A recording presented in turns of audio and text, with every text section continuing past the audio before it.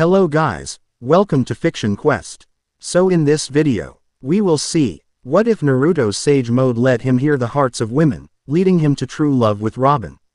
If you enjoy these kinds of stories, don't forget to show us some love by hitting the like button and subscribing to the channel. Your support means the world to us. Now, let's start the story. Chapter 1. The Cacophony of Hearts. The lie tasted like flat champagne. It was in the air of the reception hall, bubbling from the mouths of diplomats and clan heads, a fizz of forced civility that clung to the back of Naruto's throat. He smiled, a perfectly crafted hero's smile, and nodded as the ambassador from the land of iron droned on about trade tariffs on kunai steel. The words were meaningless noise. The real conversation was happening underneath, a subterranean river of raw, unfiltered emotion that crashed against the shores of his mind. Since the end of the war, his Sage Mode had changed. It wasn't just the hum of natural energy he could draw upon anymore. It was everything else. Every person, every living thing, emitted a sound, a unique frequency that was the color and shape of their soul. He'd come to call it their heart song. And in this room, it was a cacophony. The ambassador's heart song was a grinding, metallic screech of avarice, each mention of shared pros. Ratia lied to mask the desperate greed for a better deal. The Hyuga elder standing by the window, so serene in her white robes, pulsed with a bitter, resentful tune, a melody of lost prestige and simmering anger at the Uchiha's restored place in the village. Even the servers, weaving through the crowd with trays of sake, hummed with petty jealousies and bone-deep exhaustion. It was a chorus of liars, schemers, and broken people, all hiding behind polite smiles and formal wear. Naruto's hand tightened around his glass, the crystal threatening to powder under his grip. He needed to get out. The noise was a physical weight, pressing in on him, making it hard to breathe. He felt a presence approach, a familiar, steady rhythm cutting through the discord. Trouble? Kakashi asked, his voice low. His own heart song was a complex thing, a quiet hum of weariness layered over a surprisingly resilient core of hope, all of it masked by a lazy, meandering tune of practiced indifference. As Hokage, he wore a different kind of mask now. But Naruto could hear the truth of him. Just a little loud in here, sensei, Naruto replied, keeping his smile fixed. Kakashi's visible eye crinkled. He knew something was off. He'd known for months. The peace talks are almost concluded. Your presence has been calming for them. A bitter laugh almost escaped Naruto's lips. Calming. He was a symbol, the walking, talking embodiment of victory. They weren't calm. They were terrified of him, and that fear was the loudest, ugliest instrument in the entire orchestra. He could hear it radiating from them in jagged, discordant waves. Fear of his power, fear of the tailed beast within him, fear that he could, on a whim, undo everything they had so painstakingly rebuilt. I need some air, Naruto said, his voice tighter than he intended. He placed his glass on a passing tray and gave the ambassador a final, respectful nod. Ambassador. Hokage-sama, if you'll excuse me. He didn't wait for a reply. He moved through the crowd with a fluid grace that belied his inner turmoil, the polite murmurs and fake pleasantries washing over him. The moment he stepped outside the grand doors and into the cool Konoha night, the pressure lessened. But only slightly. The village itself had a song, a massive, sprawling symphony of thousands of lives overlapping. It was better than the concentrated poison of the reception hall, but it was still too much. He could hear arguments in apartments 3 streets away, a child's lonely sob, a merchant's panicked prayer over his failing business. He needed silence, true silence. With a flicker of movement that was too fast for any casual observer to track, he was gone from the Hokage Tower, a blur of orange and black leaping across the moonlit rooftops. He didn't stop until he was past the village walls, past the familiar training grounds with their scarred trees and ghosts of memory, and deep into the ancient, whispering woods that bordered the village. Here, finally, the noise began to fade. The heart songs of the trees were slow, deep, and ancient, a bass rumble that was more felt than heard. The animals were simple, their songs clean bursts of instinct, fear, hunger, curiosity. It was calming. He found a small clearing, a circle of soft moss under the boughs of a great oak, and sat, leaning his head back against the rough bark. He closed his eyes and let Sage Mode fully activate. The orange pigmentation appeared around his eyes, and the world transformed from a choir into a single, resonant hum. It's not a gift, you know, a deep, rumbling voice echoed in the vast space of his mind.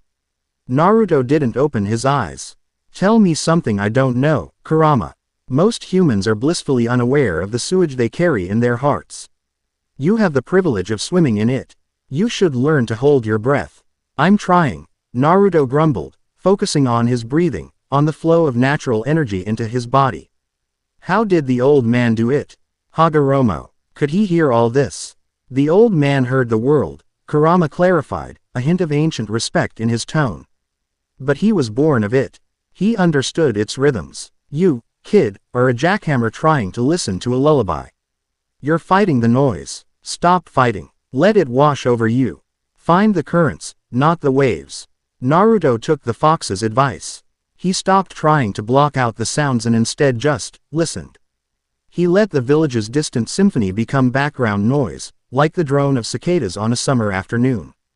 He focused on the forest, on the deep, slow life of the trees, the quick, frantic pulse of a rabbit hiding in its burrow, the patient, predatory hum of an owl on a high branch. He began to separate the sounds, to categorize them, to let them exist without letting them overwhelm him. For a long moment, there was a semblance of peace. The world settled into a predictable, natural rhythm. The grinding resentment of the Hyuga elder was gone, replaced by the patient strength of the oak at his back. The ambassador's greed was a universe away, silenced by the simple, honest hunger of a field mouse. And then he heard it. It was a new note, one he had never heard before. It was impossibly quiet, almost too faint to detect, like the sound of a single string being plucked in a vacuum. It was a human heart song, but it was unlike any he had ever encountered. It wasn't loud or demanding. It didn't scream for attention. It was a melody of profound, soul-deep loneliness, a quiet aria of sorrow that was so old and ingrained it had become part of the song itself. But beneath that, there was something else. A thin, unyielding thread of steel. A stubborn refusal to break. It was a song of resilience forged in a crucible of absolute pain. It was beautiful, curiosity, sharp and insistent, cut through his meditative state. Who could possibly possess a heart that sounded like that? It felt ancient, wounded, yet unbreakable.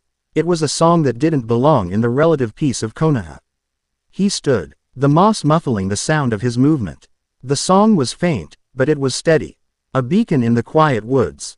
He let it guide him, moving deeper into the forest, towards a part of the woods few ever ventured, a collection of moss-eaten ruins that were said to predate the village itself. As he drew closer, the song grew clearer. He could pick out new notes. There was a sharp, focused hum of intense intellectual curiosity, the sound of a mind at work, piecing together a complex puzzle. There was also a constant, low thrum of caution, the wariness of a creature that had been hunted its entire life. He slowed his approach, melting into the shadows of the trees.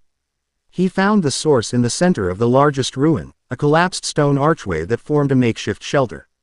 A woman knelt there, her back to him. She was tall and slender, with long, raven black hair that fell over her shoulders. Before her was a large, flat stone, a slab of dark basalt covered in strange, angular glyphs that looked nothing like any written language he knew. Her fingers traced the characters with a delicate, reverent touch, her entire being focused on the stone with an intensity that was almost absolute. She wore simple, dark traveling clothes that had seen better days, and a worn leather satchel lay on the ground beside her. She was utterly alone, yet she projected an aura of complete self-sufficiency. This was the source of the song. Nico Robin. He watched her for a long moment, captivated. He could feel the soft, melancholic cadence of her heart, the quiet strength that held her together. There was no deceit in her, no ambition, no greed. Just a vast, echoing sadness in that core of tempered steel. After the overwhelming dissonance of the reception hall, listening to her heart song was like finding a clear, cool spring in the middle of a desert. He didn't want to disturb her, but he couldn't just stand there in the dark. He took a deliberate step, letting a dry twig snap under his boot. Her reaction was instantaneous. She didn't yelp or jump. She simply moved, a blur of motion that was both economical and deadly. In the space of a single heartbeat, she had risen to her feet. Put the stone slab between them, and produced a wicked-looking kunai from a hidden sheath on her wrist. She held it with the practiced ease of someone who had used it to defend her life more times than she could count. Her stance was low, balanced, ready for anything. Her heart song shifted, the sorrow momentarily silenced by a surge of sharp, cold alertness. The steel thread in her soul became a razor's edge. "I didn't mean to sneak up on you," Naruto said, raising his hands in a placating gesture. He stayed at the edge of the clearing, giving her space. Her dark blue eyes narrowed, studying him with an unnerving intelligence. She took in his sage mode markings, his headband, his confident but non-aggressive posture. "People rarely come this far into the forest," she said. Her voice was low and smooth, with a calm, measured quality that matched the quiet intensity of her song. It was a polite way of asking, "What do you want?" "I needed to get away from the noise of the village," he answered honestly. "It gets loud sometimes." A flicker of something, not belief, but perhaps understanding, crossed her face. She knew about loud places. He could hear it in the echoes of her past. A chaotic symphony of cannon fire, screaming, and betrayal. His gaze drifted to the stone slab. "What is that? I've never seen writing like it." Her guard went up instantly. The kunai in her hand didn't waver. "It's just an old stone," she said evasively. Her heart, however, told a different story. It sang of history, of lost voices, of a desperate need to uncover a truth the world wanted to keep buried. This stone wasn't just old, it was important. It was a piece of her, a link to her purpose. Naruto found himself smiling, a real smile this time, not the plastic one he'd worn at the party. "You know, for someone with such a quiet voice, your heart is shouting." The words hit her harder than any physical blow could have. Her eyes widened, a flicker of genuine shock and fear flashing through her composure. The kunai trembled almost imperceptibly in her hand. How could he know? How could this strange man with the painted eyes see the one thing she kept locked away from the entire world? Her song became a flurry of panicked, dissonant notes, the old sorrow mixing with a fresh, sharp terror. Seeing her distress, Naruto immediately regretted his choice of words. He hadn't meant to frighten her. He'd meant it as a compliment. "Hey, it's okay," he said softly, taking a half step forward. "I'm sorry. I didn't mean to. I just meant it's strong. Your will. It's the clearest thing I've ever heard." She stared at him, her mind racing. Who was he? What was he? Some kind of telepath, a sensory ninja of a type she had never encountered. Every instinct, honed by decades on the run, screamed at her to flee, to disappear, to never let him see her again. But his own heart song was strange. It was a bonfire. It was immense, powerful, a swirling vortex of raw energy and unwavering conviction. There was sadness in it, yes, the echoes of a lonely childhood and the ghosts of 1,000 battles, but it was overwhelmingly bright. It was a song of fierce loyalty, blinding determination, and a deep, almost painful empathy. There wasn't a single note of deceit in him. He was exactly what he appeared to be. And that was the most disarming thing of all. Slowly, cautiously, she lowered the kunai. She didn't sheath it, but she let the tip dip towards the ground. "What are you?" she asked, her voice barely a whisper. "My name is Naruto Uzumaki," he said simply. "And you're not from around here, are you?" It wasn't a question, but a statement of fact. Her heart song had a different timbre, a different origin. It was a melody composed in a different world. He could feel it. She didn't answer. Her silence confirmation enough. A long, tense moment passed between them, the only sounds the chirping of crickets and the whisper of the wind through the ancient trees. He was a hero, a powerhouse, a living legend in this land. And he was looking at her not as a threat, or a tool, or a demon, but as a person with a strong heart. It was a novel experience. "You seem peaceful," Naruto said, his voice gentle, as if trying not to startle a wild animal. Despite everything, that broke the spell. Her composure, so carefully maintained, finally cracked. He couldn't possibly know. He couldn't know about Ohara. About the years of running, about the price on her head since she was a child. And yet, when he said, despite everything, she felt it. She felt seen, truly seen, for the first time in her life. She didn't run. She didn't fight. She simply stood there, in the moonlit ruins, and met the gaze of the man who could hear her silent, broken heart, and for the first time in a very long time, she didn't feel entirely alone. Far away, in a place that was not a place, a realm of pure concept and cosmic law, a being of immaculate, geometric light perceived a deviation. A single thread in the grand, infinite tapestry of fate had been woven incorrectly. A soul from one reality had crossed into another, a minor, usually self-correcting error. But this soul had now intertwined with a nexus point, an individual of immense power whose own thread was already blazing with an anomalous energy. The combination created a resonance, a vibration that echoed through the dimensions. It was a statistical impossibility, a danger. The being, the arbitrator, did not feel anger or fear. It felt only the cold, clear certainty of a system that had detected an error. Errors must be corrected. The integrity of the system was paramount. Observe the anomaly. The arbitrator pulsed, its thought a command that rippled through the cosmos. A sliver of its own light, a tiny, insignificant mote, detached itself from the main consciousness. It streaked through the void, a silent, unseen messenger, its destination a small, vibrant world and a clearing in a forest where a Lonel Y song had just found its first listener. The observation had begun. Chapter 1 End. Chapter 2. A Song of Sorrow and Steel. The next day, the village was a relentless assault. After a night of restless sleep, punctuated by the faint, distant echo of Robin's melancholy song, Naruto found the everyday hum of Konoha almost unbearable. The cheerful shouts of vendors in the market grated on his nerves. Earhart songs, a frantic jumble of mundane worries about sales and stock. The laughter of children playing ninja in the street, usually a source of comfort, was a shrill, piercing noise. Every interaction was a lie. The woman at the Ichiraku ramen stand, who always gave him an extra helping of pork, smiled warmly, but her heart pulsed with a weary anxiety over her son's failing grades. The Anbu guard who saluted him from a rooftop hummed with a low-grade paranoia that was the service's lifeblood.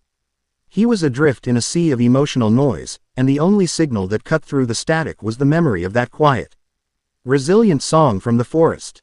It was a single, pure note in a world of discord. He had to find her again. It wasn't just curiosity anymore, it was a need, like a ship seeking the steady light of a lighthouse in a storm. He spent the morning feigning his usual duties, offering a thumbs up to a group of academy students and giving a clipped, formal report to Kakashi about the previous night's diplomatic security. He told the Hokage he'd seen a traveler in the woods but omitted the details, a decision that felt both necessary and like a betrayal. How could he explain it? I met a woman from another dimension because I can hear the color of her soul. Even for a world of chakra and talking toads, it was a stretch. Kakashi, perceptive as ever, had simply nodded, his O.W.N. heart song a complicated mix of trust in Naruto and the wary responsibility of a leader. He was giving him space. For now. By afternoon, Naruto couldn't take it anymore. He left the village, moving with purpose, his senses expanding as he entered the familiar tranquility of the forest. He let his sage mode settle, filtering out the rustle of leaves and the chatter of squirrels, searching for that one specific melody. He found it in the same place, the crumbling ruins bathed in the dappled sunlight of late afternoon. Robin was there, just as before, kneeling before the dark, glyph-covered stone. This time, however, she wasn't alone. 3 men stood in a loose semicircle around her, their stances predatory. They wore mismatched gear, the flak jackets of different villages crudely painted over.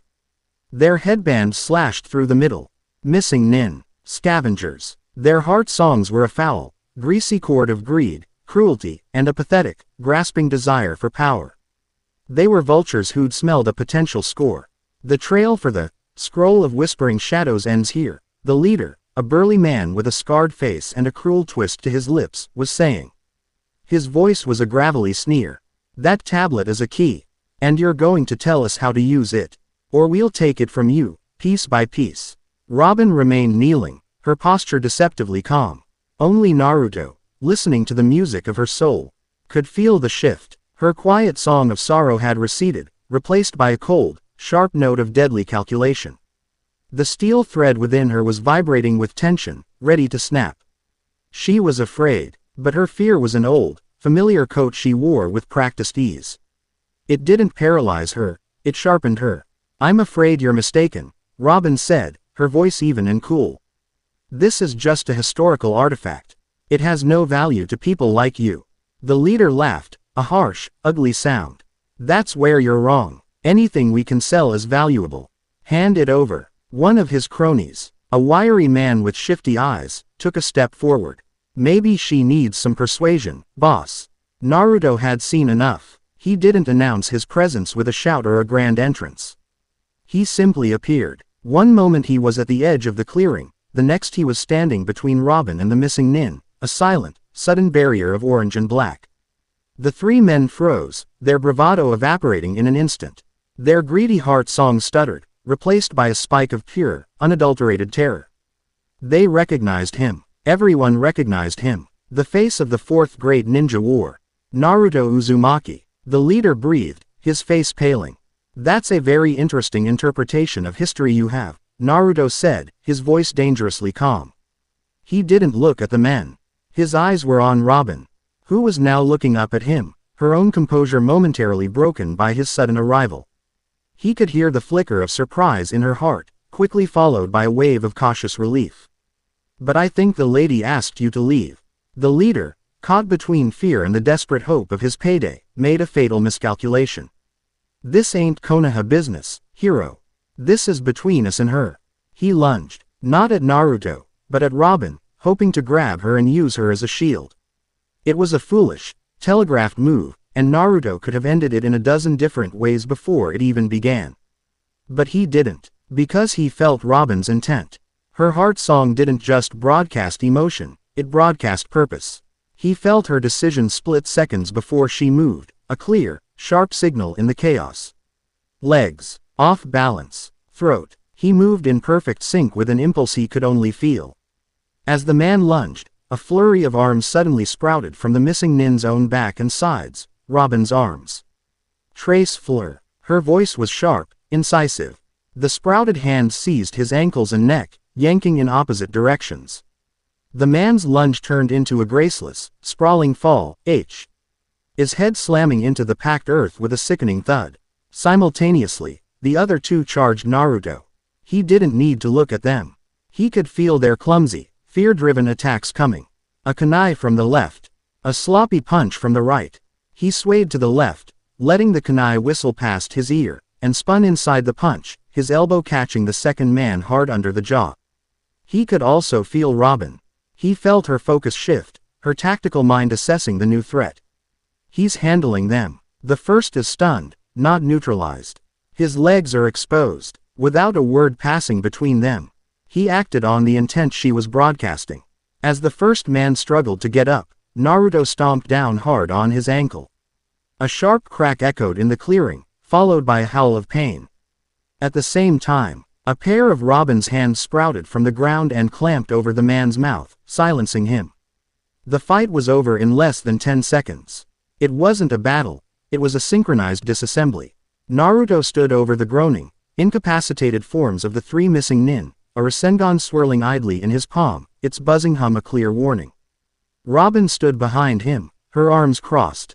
Though several other arms sprouted from the ground, efficiently tying up the men with their own belts and ropes. It was the smoothest, most intuitive combat partnership he had ever experienced. Better than with Sasuke, whose intent he had to guess at through years of rivalry. Better than with any member of the Konoha 11. He hadn't just predicted her moves, he had felt her thoughts as if they were his own. Her heart song had been a stream of pure, tactical data, a symphony of violence that was as beautiful and precise as her quiet sorrow. He dispersed the Rasengan and turned to face her. The clearing was silent now, save for the pathetic whimpers of their captives. Robin's sprouted arms vanished as she finished securing the last knot. Her face was an unreadable mask, but her heart was a different story. It was a turbulent sea of conflicting emotions, the cold satisfaction of survival, a surge of adrenaline, and a deep, rattling shock at what had just happened. She was stunned by how seamlessly he had moved with her, how he had acted on her intentions without a single verbal cue. "You're very efficient," Naruto said, breaking the silence. It was an understatement. She gave a small, almost imperceptible nod, her eyes darting from him to the bound men and back again. "As are you." The steel in her heart was still humming, the warrior overriding the scholar. They will not be the last. Word of this tablet, however misinformed, is likely out. He walked over to the tablet, studying the strange glyphs. What is it thereafter? Is it really a key? Robin hesitated. The caution in her heart flared. A defensive wall snapping back into place. Trust was a luxury she couldn't afford. But then she looked at him, at his open, honest face, and heard the echo of his heart song in her memory, that vast, bright, unwavering bonfire of sincerity. He hadn't just helped her. He had understood her on a level no one else ever had. He hadn't judged the cold efficiency of her power. He had complimented it. In a way, she said, her voice barely above a whisper. It is a poneglyph, a piece of a lost history of my world. They believe it leads to a weapon.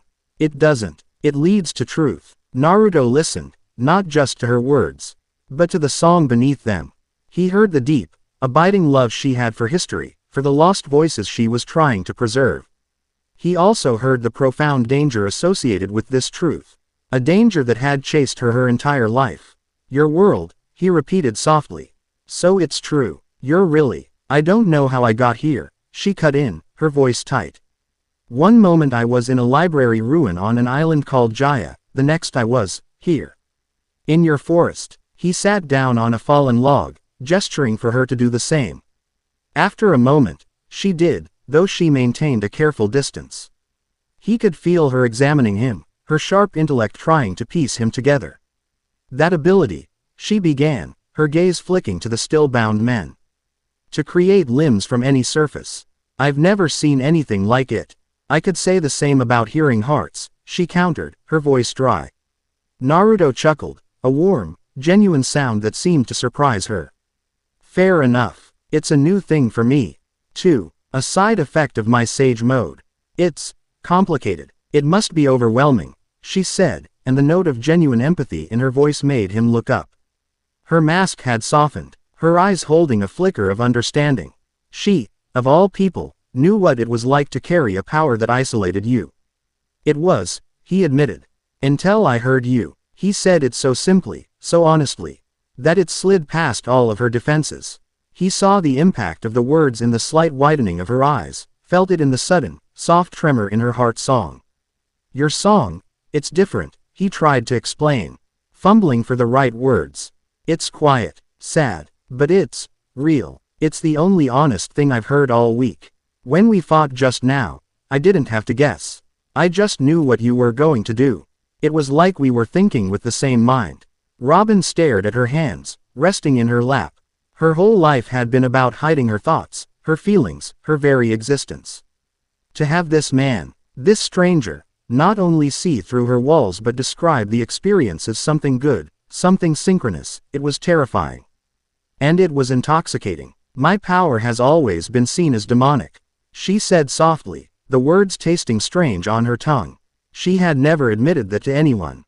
Unnatural, something to be feared. Doesn't feel unnatural to me, Naruto said, shaking his head. Felt pretty damn effective. He grinned, and the sheer force of its sincerity made the corner of her own mouth twitch. We make a good team. A silence settled between them. But it was a different kind of silence than before. It wasn't tense or wary. It was comfortable, companionable. The first she had felt in a very, very long time. She looked at the young man bees. Eyed her, the celebrated hero who carried the weight of his world on his shoulders, yet whose heart sang with a loneliness that mirrored her own. Unseen, unheard, perched in the conceptual space between branches, the watcher observed. It had recorded the brief, brutally efficient fight. It noted the seamless synergy, the instantaneous communication that required no sound or signal. The anomaly was not just a powerful individual. It was a catalyst. It had found another being from another reality and had, in seconds, formed a bond that transcended the normal laws of interaction. The two disparate songs were already beginning to harmonize, creating a new, combined frequency that pulsed with frightening potential. The Watcher's report back to the arbitrator was simple, logical, and stripped of all emotion. Anomaly has established a resonant bond with the dimensional transient. Synergy is exponentially greater than projected. The potential for dimensional instability is no longer theoretical. Recommend escalation of protocol. The observation was over. The time for intervention was approaching. Chapter 2 End. Chapter 3. The Whispers of Konoha. The return to Konoha was a study in contrasts. Naruto walked through the grand gates with a casual stride, as if he were returning from a morning training session. Beside him, Nico Robin moved with a quiet, observant grace, her eyes taking in the bustling village life with a scholar's curiosity that was layered over a fugitive's wariness. Behind them, slung over Naruto's shoulders in a messy, undignified bundle, were the three missing nin, bound, gagged, and unconscious. The villagers stared, their heart songs a chaotic symphony of shock, awe, and rampant curiosity. Whispers followed them like a trail of smoke. As that, Naruto-sama. Who's the woman? Look at those headbands, he took down 3 of them alone. They assumed he had. The idea that the tall, beautiful, and seemingly unarmed woman walking beside him was a warrior of dead Lee efficiency was a thought that never even occurred to them. Naruto could hear their assumptions, the simple, heroic narrative they were already weaving. It was easier that way. He offered a few distracted waves and a grin that didn't quite reach his eyes, his senses focused on the woman next to him. Robin's heart song was a tightly controlled hum. The cold steel of the warrior was still present, but it was overlaid with the sharp, analytical rhythm of her intellect. She was cataloging everything. The architecture, the symbols on the shop signs, the casual way shinobi leapt from rooftop to rooftop. But beneath it all, the baseline of her melody, that profound, soul-deep loneliness, remained, a constant, quiet reminder of how utterly alien this all was to her. He felt a sudden, fierce urge to protect that fragile quiet from the village's overwhelming noise. He didn't take them to the standard interrogation and intelligence division. Protocol dictated he hand the prisoners and the unknown civilian over to Ibiki or his subordinates. Naruto bypassed it completely. He walked straight through the center of the village, past the academy and the bustling market, and headed directly for the crimson cylinder of the Hokage Tower. Every shinobi they passed stiffened, recognizing the gravity of the hero of Konoha personally delivering captives to the seat of power. Kakashi was waiting for them in his office, having been alerted by his Anbu guard moments after Naruto had passed through the gates. The Hokage sat behind his desk, the customary stack of paperwork pushed aside. He looked from Naruto to the unconscious men, and finally to Robin, his single visible eye sharp and assessing. The heart song of his old sensei was a steady, measured beat, the calm rhythm of a commander evaluating a battlefield. There was trust in Naruto, but it was tempered by the immense weight of his responsibility to the village. An eventful afternoon, Naruto? Kakashi asked, his voice laced with its usual laconic tone. You could say that, Naruto replied, unceremoniously dumping the 3 men onto the floor. They groaned, their heart songs a muddy puddle of pain and fear. Found these guys trying to rob my friend here. He said the word, friend, deliberately, a clear line drawn in the sand. He could feel Robin's subtle reaction, a faint, surprised flutter in the rhythm of her heart. Kakashi's gaze lingered on Robin. Your friend is not from the elemental nations. It wasn't a question. He had likely already received a dozen conflicting reports from the gate guards and the gossiping villagers. Her name is Nico Robin, Naruto said, keeping it simple. She's a scholar. She ended up here by accident. Those guys thought a tablet she was studying was some kind of treasure map. Kakashi steepled his fingers, his eye never leaving Robin. A scholar with the skills to help you incapacitate 3 rogue Chunin-level shinobi. His tone was mild, but the inquiry was sharp as a scalpel. He had noticed the efficient, non-standard bindings on the men. Before Naruto could answer, Robin spoke, her voice calm and level. My life has required I learn more than just history, Hokage-sama. She gave a slight, respectful bow of her head. There was no subservience in the gesture, only a quiet dignity. Naruto felt a surge of pride. She wasn't hiding. She wasn't cowering. She was meeting the leader of this world's most powerful military village on her own terms. He stepped forward. She's no threat to Konoha, Kakashi-sensei. I'll vouch for her. That was the sentence that changed everything. For the hero of the village, the Jinchuriki of the 9 Tails, to personally vouch for an unknown outsider was an act of immense political weight. Kakashi's heart song shifted, the steady rhythm of the sea. Almond are now complicated by the weary sigh of a politician. He knew what this meant. Your word carries more weight than anyone's in this village, Naruto. You know that, Kakashi said, leaning back in his chair. He let out a long breath. But you also know I can't just let an undocumented individual with unknown abilities wander freely. For her own safety, as much as ours. Naruto had expected this. Then put her in protective custody. A secure apartment, not a cell. With a guard I trust. And the prisoners, interrogate them, Naruto said, his voice hardening. Find out who sent them. Who told them about the tablet. Kakashi nodded slowly. He pressed a small button on his desk, and two masked Anbu materialized from the shadows. Take these three to T&I. Find out what they know, he commanded. He then looked at the second Anbu. Escort our guest, Nico Robin-san, to the private quarters in Annex 7. Ensure she has everything she needs. She is to be treated as a guest of Konoha, but she is not to leave the building without my express permission. Post a guard. I'll do it, Naruto said immediately. Kakashi shook his head. No, you can't. You're too close to this, and your presence will only attract more attention.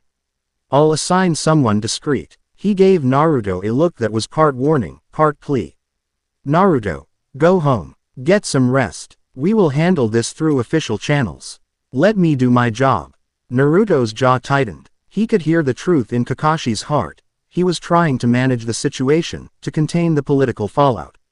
But he could also hear the undercurrent of unease.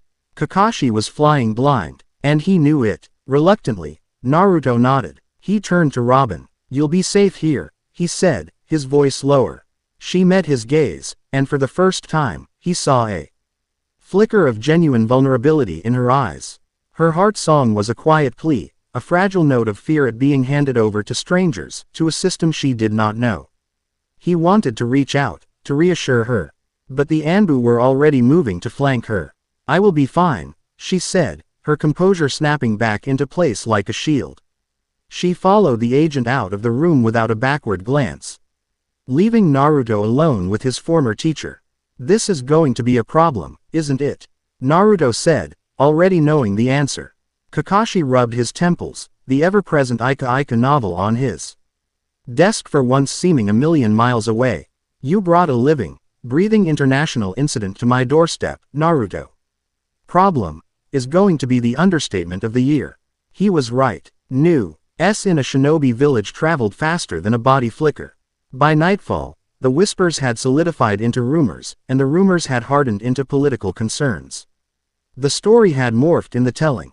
Naruto Uzumaki hadn't just found a traveler. He had brought back a foreign agent, a powerful kunoichi of unknown origin and allegiance. The fact that he was personally protecting her was the most scandalous detail of all. In a secluded, soundproofed chamber deep beneath the village, two figures sat across from each other at a simple wooden table. Homura Mitokado and Kaharu Utatane, the two surviving elders from the Third Hokage's council, were the living embodiment of Konoha's old guard. Their hearts sang a duet of brittle pride and deep-seated paranoia, a melody composed during decades of war and political maneuvering. He bypassed the intelligence division entirely, Kaharu said, her voice thin and reedy. He brought her straight to the Hokage. It's a flagrant disregard for protocol. The boy has always been impulsive. Homura grunted, his face a mask of disapproval.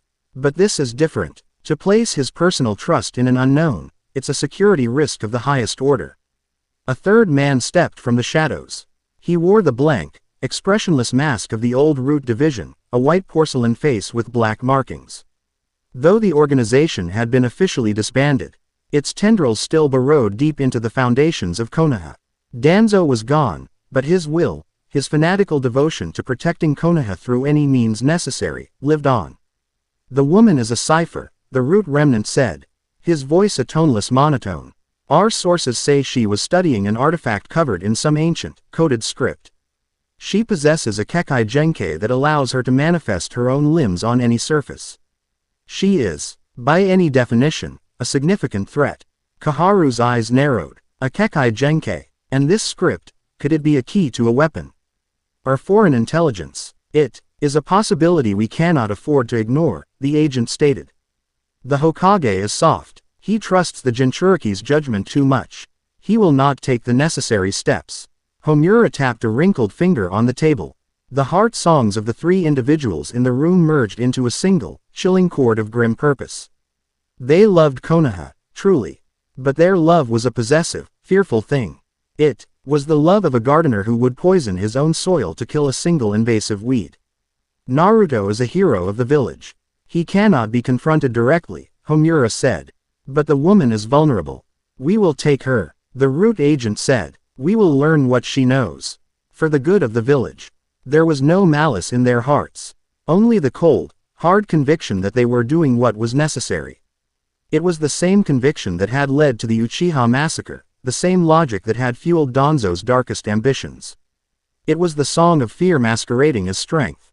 Naruto was in a council meeting. A tedious affair discussing budget allocations for rebuilding efforts, when he felt it. He had left a small sliver of his sage chakra active, a background process that allowed him to keep a sensory connection to Robin's location.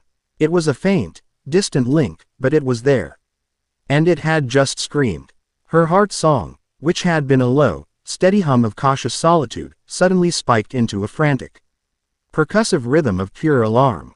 The steel thread in her soul was vibrating with deadly intent, the sorrowful melody shattered by a sudden, violent intrusion. He was on his before he even registered the decision to move. Naruto, Kakashi asked, startled by the abrupt movement. It's Robin. She's in trouble, he said, his voice a low growl. The ambient noise of the council chamber, the petty grievances, the political posturing, vanished as his focus narrowed to a single point. He didn't wait for permission. He didn't use the door. The window of the council room exploded outward in a shower of glass as he shot through it, a streak of orange against the night sky. The members of the council stared in stunned silence. He moved across the rooftops, a silent blur. Next 7 was on the other side of the village, a discreet building used for housing high-risk guests. Too far. He poured chakra into his feet, pushing his speed to its absolute limit. He could feel her song, the notes of struggle becoming clearer. He could hear the muffled thuds of combat, the soft hiss of Senbon needles, and the cold, toneless heart songs of her attackers. They were Konoha shinobi. He could feel the familiar cadence of their chakra, twisted by a fanaticism he recognized all too well. Root. He crashed through the roof of the annex, landing in a crouch in the center of Robin's apartment. The scene was one of controlled chaos. 4 shinobi in the blank masks and black cloaks of Root were pressing the attack. The guard Kakashi had posted was slumped in a corner, unconscious. Robin was holding her own. But she was on the defensive. Dozens of her sprouted arms grew from the walls and floor, deflecting kunai, blocking sword strikes, and attempting to restrain the attackers, but the Root agents were too well trained. They moved with a fluid, coordinated grace, never staying in one place long enough to be fully grappled. One agent, seeing Naruto's arrival, made a split-second decision. He threw a smoke bomb at the floor. The room instantly filled with a thick, choking cloud. It was a fatal mistake. For them, it was cover. For Naruto, it was irrelevant. In Sage mode, he didn't need to see. The room was a landscape of sound and intent. He could feel the 4 cold hearts of the Root agents, the frantic, defiant beat of Robin's, and the slow, steady rhythm of the unconscious guard. He moved through the smoke as if it weren't there. The first agent was in mid-leap, sword raised to strike at Robin from above. Naruto met him in the air. He didn't use a Rasengan. He didn't need to. He simply caught the agent's wrist, twisted, and used his own momentum to slam him into the ceiling with enough force to crack the plaster. The agent dropped, limp. The second and third agents came at him from both sides. A classic pincer attack. He felt their intent. A Senbon volley to his right, a chakra-laced tanto to his left. He dropped low, the projectiles sailing over his head, and slammed his palms into the floor. A wave of raw, natural energy erupted outwards. It wasn't a jutsu, it was a pure, concussive force. The 2 agents were blown off their feet, crashing into the far wall and slumping to the ground. Their masks cracked. The 4th, the leader, realized the fight was lost. He abandoned the attack and lunged for the broken window. Naruto was already there, a silent orange shadow blocking his escape. Going somewhere. Naruto's voice was cold enough to freeze fire. The agent froze, his heart pounding with a mixture of fear and absolute, unwavering loyalty to his cause. For the good of the village. He choked out. Naruto's fist shot out, catching the agent in the stomach. The air exploded from his lungs, and he collapsed, unconscious before he hit the floor. The smoke began to clear. Naruto stood amidst the four bodies, his chest rising and falling slowly. His Sage Mode markings were stark against his skin, his eyes glowing with a dangerous light. He turned to Robin. She was leaning against the wall, her breath coming in ragged gasps, but she was unharmed. The moment their eyes met, he felt the frantic terror in her heart song begin to subside, replaced by a wave of profound, shuddering relief. He had come for her. He had kept his promise. The aftermath was a political firestorm. Naruto carried the four unconscious root agents directly into the council chamber he had just vacated, dropping them at the feet of a stunned Kakashi and the village elders. Homura and Koharu's faces were masks of stone, but Naruto could hear the discordant clang of alarm in their hearts. They attacked a guest of Konoha. My guest, Naruto stated, his voice echoing in the silent room. They wore these. He tossed one of the cracked porcelain masks onto the table. It spun before coming to a stop in front of Homura. I thought Root was disbanded. These are rogue elements, no doubt, Koharu said, her voice sharp. Fanatics clinging to Danzo's legacy. Naruto laughed, a short, humorless sound. Really? Because their hearts are singing a song of loyalty. Not to Danzo. To a Konoha they think they're protecting. A Konoha that's so afraid of the dark it's willing to snuff out any strange new light. His gaze swept across the council, and for the first time, they felt the full weight of his power not as a weapon wielded for their benefit, but as a force of nature that could be turned against them. His Sage Mode was active, his senses drinking in the emotional truth of the room. He could hear Homura's calculated denial, Koharu's indignant fear, and the shifting loyalties of the various clan heads. This stops now, Naruto declared, his voice resonating with power. He took a step forward, placing his hands on the council table and leaning in, his blue eyes burning with an intensity that made several of them flinch. Nico Robin is under my personal protection. She is not a tool to be interrogated. She is not a threat to be neutralized. She is a person, and she is my responsibility. Anyone, Root, Anbu, council elder, it doesn't matter, who makes a move against her will answer to me directly. Not to the Hokage, not to this council, to me. It was a direct challenge to their authority. An unprecedented declaration. He was leveraging his status as the savior of the world to create a sovereign space around a single individual. It was arrogant, dangerous, and utterly decisive. Kakashi watched, his face unreadable. He should have reprimanded Naruto, reasserted the authority of the Hokage's office. But he remained silent. He knew this was a battle he couldn't win. And perhaps, a part of him didn't want to. Naruto turned and walked out of the chamber, leaving a stunned, simmering silence in his wake. He found Robin in the now repaired apartment. A new set of Anbu guards standing sentinel outside her door. She was sitting by the window, looking out at the lights of the village that had just tried to devour her. She turned as he entered, her expression unreadable. But he didn't need to see her face. He could hear her heart. The terror was gone. The sorrow was still there, a constant bass note, but it was now interwoven with a new, tentative melody. It was a song of wonder, of disbelief, and of a fragile, blooming trust. You caused quite a stir, she said, her voice soft. It's a specialty of mine, he replied, walking over to stand beside her at the window. They stood in silence for a long moment, watching the village lights twinkle below. No one has ever done that for me before, she said, so quietly he almost didn't hear it. Stood against their own people. For my sake. They needed to understand, Naruto said simply. Some people only learn when you shout. He could feel her looking at him, and he turned to meet her gaze. In the dim light of the apartment, he could see the unshed tears glistening in her eyes. But her heart wasn't singing of sadness. It was singing of a strange, terrifying, and wonderful new hope. He had not only saved her life. He had given her something far more valuable. A reason to believe that this place, this man, might actually be the home she had stopped letting herself dream of. Miles away, and yet infinitesimally close, the entity known as the Purifier observed the psychic residue of the confrontation. It felt the ripples of Naruto's declaration, the fear of the elders, the burgeoning hope in Robin's soul. Chaos was unnecessary. Direct conflict was crude. All it needed to do was nurture the seeds of fear that were already there.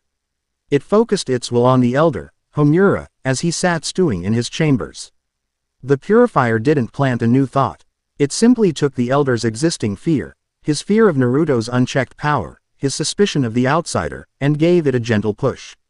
A subtle amplification. Homura's thoughts, which were his own, suddenly felt more urgent, more true.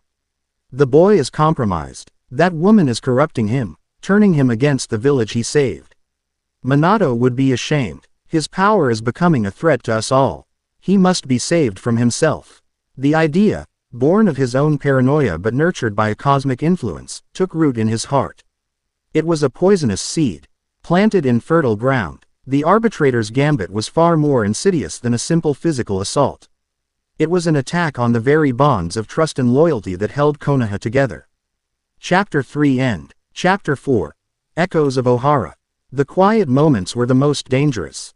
In the chaos of a fight or a political confrontation, there was a clarity of purpose. But in the calm, in pockets of peace Naruto carved out for them, the world's noise crept back in. He took Robin to Training Ground 3, the one with the river and the 3 iconic wooden posts, a place haunted by the ghosts of his own childhood. It was secluded, shielded by a dense canopy of trees that muffled the distant hum of the village. He wanted to give her a space where her heart didn't have to sing its song of constant vigilance. "All right, try it again," he said, sitting cross-legged on the grass. "Forget power. Just feel the energy. It's not in you, not yet. It's around you. It's in the ground, the water, the air. Just listen to it." Robin stood a few feet away, her eyes closed, her posture a study in intense concentration. A single leaf rested on her forehead. She was trying to perform the most basic of chakra control exercises, sticking a leaf to her skin. For a mind that could decipher ancient languages and command a devil fruit power of impossible complexity, it was a deeply frustrating endeavor. The leaf trembled, then slid ignominiously down her nose. She opened her eyes and let out a soft, exasperated sigh. "It would appear I am a poor student." "Nah, you're just thinking about it too hard," Naruto grinned. "You're trying to command it, like you do with your arms. Chakra's more like a conversation. You gotta be polite." He could hear her frustration, a sharp, staccato rhythm in her otherwise calm heart song. But it was a simple, clean emotion. It was refreshing. Their time together had fallen into a strange, comfortable rhythm. In the mornings, she would read through the historical scrolls he borrowed for her from the Konoha archive, her heart humming with intellectual curiosity. In the afternoons, they would come here, to this quiet place, and he would try to explain the fundamental forces of his world. He found a simple joy in it, in watching her brilliant mind grapple with concepts so alien to her. Her presence was an anchor. When the noise of the village became too much, the whispers of the council, the fear of the populace, the sheer weight of everyone's emotional baggage, he would focus on her. Her song was a constant, a quiet melody that cut through the static. It was still tinged with a deep, abiding sorrow, but since the night of the rude attack, a new note had woven itself into the composition, a fragile, tentative trust. A trust in him. He was so focused on the sound of her concentration that he almost missed the approach of another familiar song. It was a lazy, meandering tune, punctuated by sharp, brilliant flashes of strategic thought. It as the sound of a genius trying very hard to be bored. "Troublesome," a voice drawled from the edge of the clearing. Shikamaru Nara stood there, hands in his pockets, his usual look of profound apathy firmly in place. But his heart song told a different story. The lazy melody was strained, stretched thin over a grating, dissonant chord of anxiety and disapproval.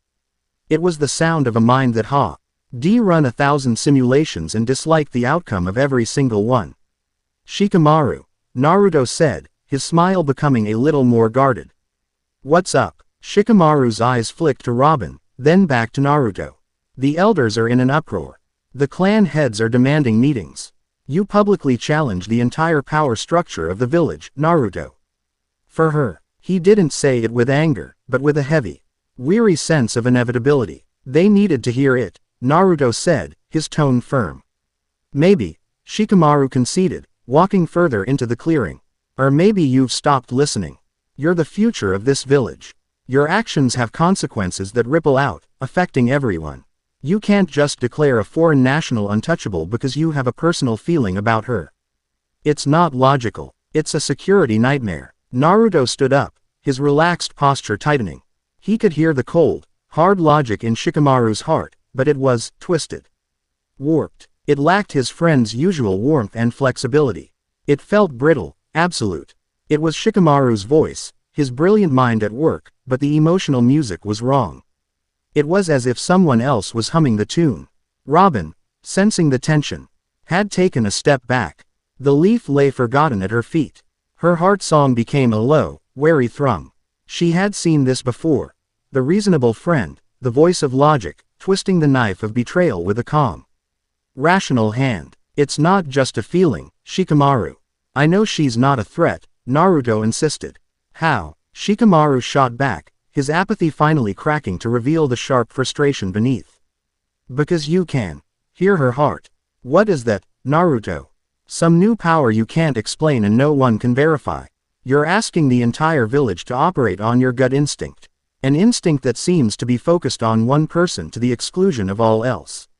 It's reckless. It's a drag, but I have to say it. You're becoming a liability. The word hit Naruto like a physical blow. Liability. It was the same word the villagers used to whisper about him when he was a child. The same word the other nations had used to describe the Jinchuriki. To hear it from his oldest, most trusted friend. You don't know what you're talking about, Naruto said, his voice low and dangerous. Don't I? Shikamaru sighed, resuming his lazy posture as if to physically force the calm he didn't feel. Look, I get it. She's interesting. But you're isolating yourself. You're making enemies of people you need as allies. If you can't be reasoned with, maybe you need a reminder of what it means to be a Konoha shinobi. Bound by duty and responsibility. He took a step forward, his shadow elongating unnaturally along the ground, stretching towards Naruto. Let's spar. A friendly match. To clear the air. It wasn't a request. It was a challenge, laid down by a friend whose heart was singing a song of cold, desperate conviction. Naruto's sage mode markings flared around his eyes. If that's what it takes. The fight was immediate and brutal. There were no opening pleasantries, no testing of stances. Shikamaru clapped his hands together, his shadow shooting forward like a black spear. Shadow possession jutsu. Naruto leapt back, narrowly avoiding the grasping tendril of darkness. He knew Shikamaru's techniques better than his own in some ways. He knew this wasn't about brute force. It was a battle of wits. But Shikamaru was fighting differently. His usual style was patient, trapping his opponent in an intricate web of feints and plans. Today, he was aggressive, relentless. He used his shadow to hurl kunai from impossible angles, to trip Naruto, to hem him in. The lazy genius was gone, replaced by a cold, efficient tactician. From the edge of the clearing, Robin watched. Her arms crossed tightly over her chest. The sight of the two friends fighting, the clang of steel, the sharp, focused grunts of exertion, it was all disturbingly familiar. She focused on their heart songs, trying to understand. To analyze the conflict through Naruto's strange sense. Naruto's was a blaze of hurt, anger, and fierce protectiveness. But Shikamaru's was terrifying. It was a cold, clean rhythm of pure logic. He is a destabilizing element. She is the catalyst. For the good of the village, the catalyst must be removed. The element must be contained. It was the song of the executioner. A memory, sharp and unwelcome, pierced the veil of the present. A different man, with a face hidden by a government-issue mask, standing on the deck of a warship. Spandam's hysterical voiceover a Den Mushi, screaming about absolute justice. The cold, logical heart songs of thousands of Marines, all convinced they were doing the right thing as they aimed their cannons at her home. At an island of scholars and dreamers. This is a necessary sacrifice. One of Shikamaru's shadow tendrils snaked around Naruto's ankle, yanking him off balance. The existence of Ohara is a crime against the world. The memory whispered in her ear. Naruto hit the ground, rolling and coming up to one knee. She's not a sacrifice, she's a person. He roared, slamming his hand on the ground. A wall of earth erupted between them, blocking Shikamaru's view. It was a momentary reprieve. Shikamaru wasn't fazed. His shadow slithered under the wall, a black, silent snake. One person's life CA&TB weighed against the stability of thousands. It's simple math. The cold, pragmatic words were like a key turning in a lock deep inside Robin's mind. The training ground around her began to dissolve. The green trees became the gray, churning sea. The blue sky filled with the black smoke of burning books. The shouts of the two sparring shinobi became the screams of her friends, her family, scholars of Ohara as they were consumed by flames. She saw her mother, Alvia, smiling at her one last time before turning to face the inferno. She saw the gentle giant, Jaguar D. Sol, laughing as he was frozen solid by a vice admiral's cold justice. They are a threat to the world order. Their knowledge is dangerous. Erase them. The logic was the same. The cold, merciless song of the heart was the same. Her carefully constructed composure, the walls she had spent 20 years building, shattered into a million pieces. Her heart song, once a quiet, melancholic melody, erupted into a screaming, agonizing vortex of pure, undiluted terror. It was the sound of a world ending. Naruto felt it like a physical impact. He was in the middle of forming a Rasengan, ready to blast through the earth wall. When the sound of her soul's scream ripped through his senses, it was 100 times worse than the cacophony of the reception hall, 1,000 times more painful than the malice of his enemies. It was the sound of utter psychic annihilation. At that exact moment, Shikamaru's shadow caught him. The shadow possession jutsu locked his limbs in place. He was a statue, his Rasengan fizzling out in his palm. Across the clearing, Shikamaru stood, his hand in the rat seal, a grim look of triumph on his face. It's over, Naruto. Now listen to reason. But Naruto wasn't listening. He couldn't hear Shikamaru's warped logic. He couldn't hear anything but the sound of Robin breaking. He strained against the invisible bonds, his muscles screaming in protest. He had to get to her. He could see her now, her eyes wide and unseeing. Her body trembling, lost in a nightmare he couldn't imagine. He had a choice. He could fight Shikamaru's jutsu on its own terms, a battle of willpower that could take minutes he didn't have. Or he could end it. Now, he chose Robin. Let me give you a hand, kid, Kurama's voice rumbled in his mind, not with malice, but with a grim sense of shared purpose. A wave of vermilion chakra, thick and malevolent, erupted from Naruto's body. It wasn't the refined, controlled power he used in his tailed beast mode. This was raw, untamed energy, the pure, incandescent rage of the nine tails. The shadow that bound him sizzled and recoiled as if burned by a holy fire. Shikamaru cried out in pain and shock, the psychic backlash throwing him backward as his jutsu was not just broken, but violently shattered. Naruto didn't even spare a glance for his friend. The red chakra receded as quickly as it had appeared, leaving only the steady orange glow of his sage mode. He crossed the distance to Robin in a single, desperate bound. She had collapsed to her knees, her hands pressed against her ears as if to block out a sound no one else could hear. He knelt in front of her, grabbing her shoulders gently. Robin, hey, look at me. It's me. You're safe. His words were meaningless. He could feel the memory holding her captive, the roaring flames, the biting ice, the crushing despair. He could feel the heart song of an 8-year-old girl watching her entire world burn to ash, branded a demon for the crime of wanting to live. Comforting her with words would be like trying to put out a forest fire with a cup of water. He knew, with an instinct that transcended thought, what he had to do. He closed his eyes, took a deep breath, and didn't just listen to her heart song. He opened his own soul to it. He dove in. His world became fire and ice. He saw through her eyes, felt through her skin. He felt the heat of the burning library, the smell of ancient paper turning to ash. He heard the cannonballs scream, each one a punctuation mark in a sentence of death. He saw the face of a tall, kind man with a strange laugh, shielding her with his body before being encased in a tomb of ice. He felt the cold, wrenching agony of her mother's last farewell, a love so fierce it had to push her away to save her. He felt 20 years of running, of betrayal, of sleeping with one eye open, of never ever trusting anyone. He felt the crushing, absolute weight of being the sole survivor, the last voice of a murdered people. He didn't try to fight it. He didn't try to fix it. He just let it wash over him. Through him, he let her unbearable, soul-crushing agony become his own. He wrapped his consciousness around her pain and held it with her, silently screaming into the inferno beside her. For Robin, lost in the hell of her own memory, a new presence appeared. She was no longer alone in the fire. A warmth, a brilliant, unwavering bonfire of orange light, was suddenly there, standing beside her. It wasn't judging her. It wasn't trying to pull her out. It was simply sharing the burden. It was a heart that looked upon her deepest, darkest wound and did not flinch, did not turn away. It embraced it, slowly, agonizingly. The flames of the past began to recede. The screams faded. The training ground swam back into focus. She was kneeling on the soft grass, the cool evening air on her skin. Naruto was kneeling in front of her, his hands on her shoulders, his eyes closed. A single tear traced a path through the orange marking beside his eye. The screaming vortex in her heart quieted. The pain didn't vanish, a wound that deep would never truly vanish, but it was no longer a solitary burden. It was a shared sorrow. And in that sharing, there was a profound, earth-shattering intimacy. She reached out a trembling hand and gently touched his cheek. His eyes fluttered open, locking with hers. He didn't offer empty platitudes or apologies.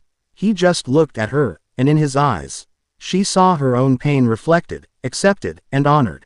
In that moment, a new song began to play in her heart.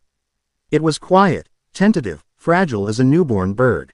But it was there, a melody that wove itself around his own bonfire of a heart. It was a song of a love born not in light and laughter, but in the shared darkness of a silent, burning past. Across the field, Shikamaru pushed himself to his feet, his head pounding from the psychic backlash.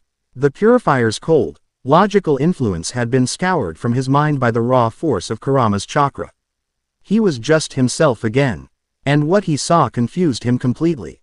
He hadn't seen a reckless hero and a dangerous outsider.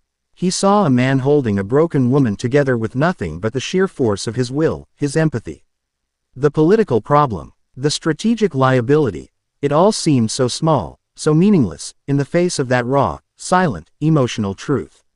What a drag. He had been completely, utterly wrong. Far beyond the veil of the world. The purifier registered its failure. The attempt to sever the bond by turning a trusted friend against them had not only been unsuccessful, but it had backfired spectacularly. It had acted as a crucible, burning away impurities and forging a connection far stronger, far more resonant, than before. Logic and emotional manipulation had failed. The anomaly could not be corrected with subtlety. A more direct, more absolute instrument would be required. Chapter 4 End. Chapter 5. The Toad Sage's Prophecy. The red haze of Kurama's chakra had faded, but the air in training Gr. Aun 3 remained thick with its aftershock, a lingering scent of ozone and raw power. Shikamaru stood a dozen paces away, his face pale, his shadow a normal, harmless patch of darkness at his feet. The cold, alien logic that had possessed him was gone, leaving behind a profound and unsettling confusion. He looked at Naruto, who was still kneeling before Robin, and saw not a strategic liability, but a man holding his entire world in his hands. Robin's trembling had subsided. She looked up at Naruto, her eyes clear for the first time since the memory had ambushed her. The screaming tempest in her heart had calmed to a quiet, deep ocean, the surface reflecting the steady, unwavering light of his presence. He had dived into the inferno with her and had not been burned. He had shared a bird, and she had thought was hers alone to carry. Naruto slowly stood, pulling her to her feet with him. He didn't release her hands. He turned to face his friend, Shikamaru. His voice was quiet, stripped of the anger from their fight, leaving only a bone-deep weariness. Shikamaru rubbed the back of his neck, a familiar gesture that seemed foreign after the cold aggression he'd displayed. That wasn't me, Naruto. Not really. He struggled to find the words, his brilliant mind grappling with an experience that defied logical explanation. The thoughts were mine, the strategies, but they were hollow, cold, like I was running a simulation instead of talking to my friend. I felt so certain, so right. The idea that Robin was a threat, that you were compromised, it felt like an undeniable truth. Naruto's eyes narrowed. He looked at Robin, a silent question passing between them. She understood instantly. This was the work of their unseen enemy. It hadn't sent soldiers or assassins, it had sent a poison of the mind. Turning friend against friend with terrifying ease. It's a manipulator, Robin said, her voice soft but firm. It uses your own logic against you. It amplifies doubt into certainty, suspicion into conviction. She had seen it in the world government, the power of an ideology to make good men commit atrocities in the name of justice. This was the same principle, weaponized on a supernatural level. It means we can't stay here, Naruto said, the conclusion landing with the weight of a mountain. If it can get to you, Shikamaru, it can get to anyone. Kakashi-sensei, Sakura-chan, everyone. We're putting the whole village in danger just by being here. Shikamaru's face tightened. The strategic implications were a cascade of catastrophic possibilities. It was the most troublesome situation he could possibly imagine. Where will you go? This thing, whatever it is, sounds like it can operate from anywhere. Someplace it can't easily touch, Naruto said, a new resolve hardening his voice. A place filled with so much natural energy that a foreign influence would stick out like a sore thumb. A place it won't be expecting. He squeezed Robin's hand. I have to take you to meet my other family. They're a little weird, and they're mostly giant toads, but they're strong. Robin looked at him, her trust absolute. He had just walked through the fire of her past with her. She would gladly follow him into the fire of his future. Giant toads, she repeated, a tiny ghost of a smile touching her lips. It sounds intriguing. Naruto gave Shikamaru a final, meaningful look. Tell Kakashi-sensei we've gone on a training trip. Tell him we're tracking the source of the influence. He'll understand. Be careful, Naruto, Shikamaru said, his voice heavy with the burden of what he would have to explain. This is bigger than just a political problem. What a drag. Naruto nodded. He bit his thumb, drawing a smear of blood, and began to weave a complex series of hand signs. Hold on tight, he told Robin. The first step is a doozy. He slammed his hand on the ground. Summoning jutsu. The world dissolved in a puff of smoke and a sickening lurch of displaced space. For Robin, the sensation was utterly disorienting. One moment she was standing in a forest in the land of fire, the next, she was somewhere else entirely. The air was thick, heavy, and humming with a palpable energy that made the hairs on her arms stand up. The sky was a strange, twilight purple, and all around them were massive, toad-shaped statues and bizarre, oversized flora. A pair of colossal toads, one deep green and one mauve, regarded them with ancient, intelligent eyes. The green one, sporting a white mane and a wise expression, was the first to speak, his voice a deep, gravelly croak. Well now, Naruto boy. It's been a while since you dropped in for dinner. And you've brought a guest. Ha, ma, Naruto grinned, the tension falling away from him in this familiar, strange place. This is Robin. We need your help. We need to see the great toad sage. The mention of Gamamaru, the ancient, prophesying elder, instantly changed the atmosphere. The mauve toad, Shima, hopped closer. Her sharp eyes scrutinizing Robin from head to toe. The old geezer's been sleeping for months, Naruto. Troubled dreams, he's been having. Doesn't like to be woken. This had better be important. It is, Naruto said, his voice grim. It's about the whole world. Maybe more than one. The gravity in his tone was enough. Fukasaku and Shima exchanged a look that spoke of centuries of shared understanding. Without another word, they led the way, their powerful hops carrying them effortlessly up a winding path towards the largest, most sacred shrine on Mount Myoboku. The air grew thicker with natural energy as they ascended, and Robin found herself feeling a strange, light-headed clarity. This energy, this senjutsu, Naruto had tried to describe, was not like the haki she had encountered in her world. Haki was the force of will. This was the force of life itself, raw and untamed. They entered a vast, dark chamber, dominated by a massive throne upon which sat a toad so gargantuan and antsy. And he seemed more a part of the mountain than a living creature. This was Gamamaru, the great toad sage. His eyes were closed, his breathing a slow, deep rumble that seemed to shake the very foundations of the shrine. He is deep in a prophetic trance, Fukasaku croaked softly. Waking him could be, but as Naruto and Robin stepped into the chamber, one of Gamamaru's colossal, wrinkled eyelids twitched. It opened with agonizing slowness, revealing a vast, golden eye that seemed to see not just what was there, but what had been, what could be, and the spaces in between. The ancient toad's gaze drifted past Naruto, past Kurama's fiery signature raging within him, and settled on Robin. He didn't just see a woman. He saw a soul from a world of endless blue seas. He heard a song of profound sorrow and unbreakable will. And he saw the way that song intertwined with Naruto's, creating a harmony that vibrated on a cosmic frequency. The great Toad Sage's voice, when it came, was a rasping, ANC whisper that filled the entire chamber, echoing with the weight of millennia. The dream becomes clear. Naruto and Robin stood in silence as the prophecy unfolded, the words seeming to etch themselves directly into their minds. The silent songstress from a world adrift, and the listening sage with a cosmic gift. Their harmonized heart will bridge the divide, or shatter the worlds where old gods reside. The arbitrator of the cosmos, robed in light, comes to enforce an eternal night, to silence the song that fate has defied, where the balance of silence has been denied. The final word echoed into silence, leaving a heavy, profound stillness in its wake. The arbitrator, their enemy, had a name. And the stakes were not just their lives, or the safety of a village, but the fate of worlds. Their love, their bond, the very harmony of their hearts, was a force that could either save reality or shatter it. There was no middle ground. Fukasaku and Shima looked at each other, the full, terrifying weight of the prophecy settling upon them. The arbitrator of the cosmos, Fukasaku breathed. An old legend, a being of pure law, meant to prune the branches of reality that grow too wild. For it to intervene directly.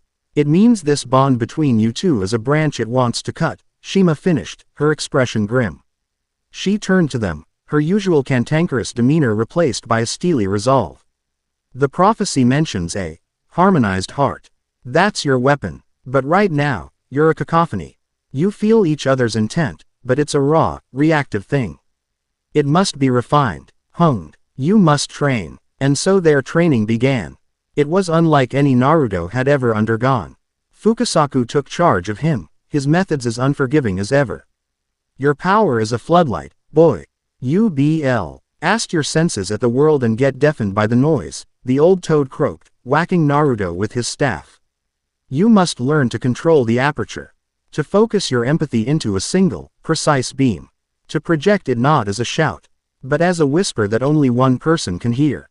The training was grueling. Naruto had to sit for hours in a waterfall of pure natural energy, learning to isolate the song of a single drop of water from the roar of the cascade.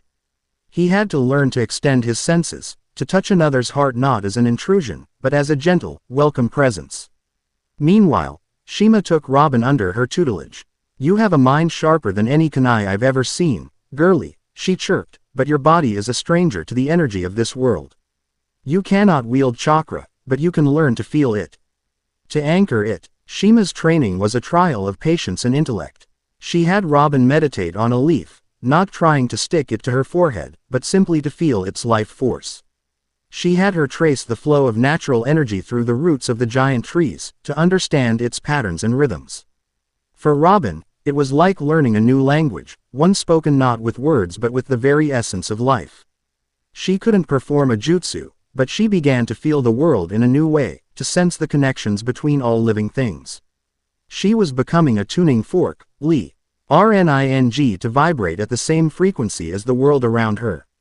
Their real training, however, happened in the evenings, when the twilight sky of Mount Myoboku was dusted with strange, unfamiliar stars.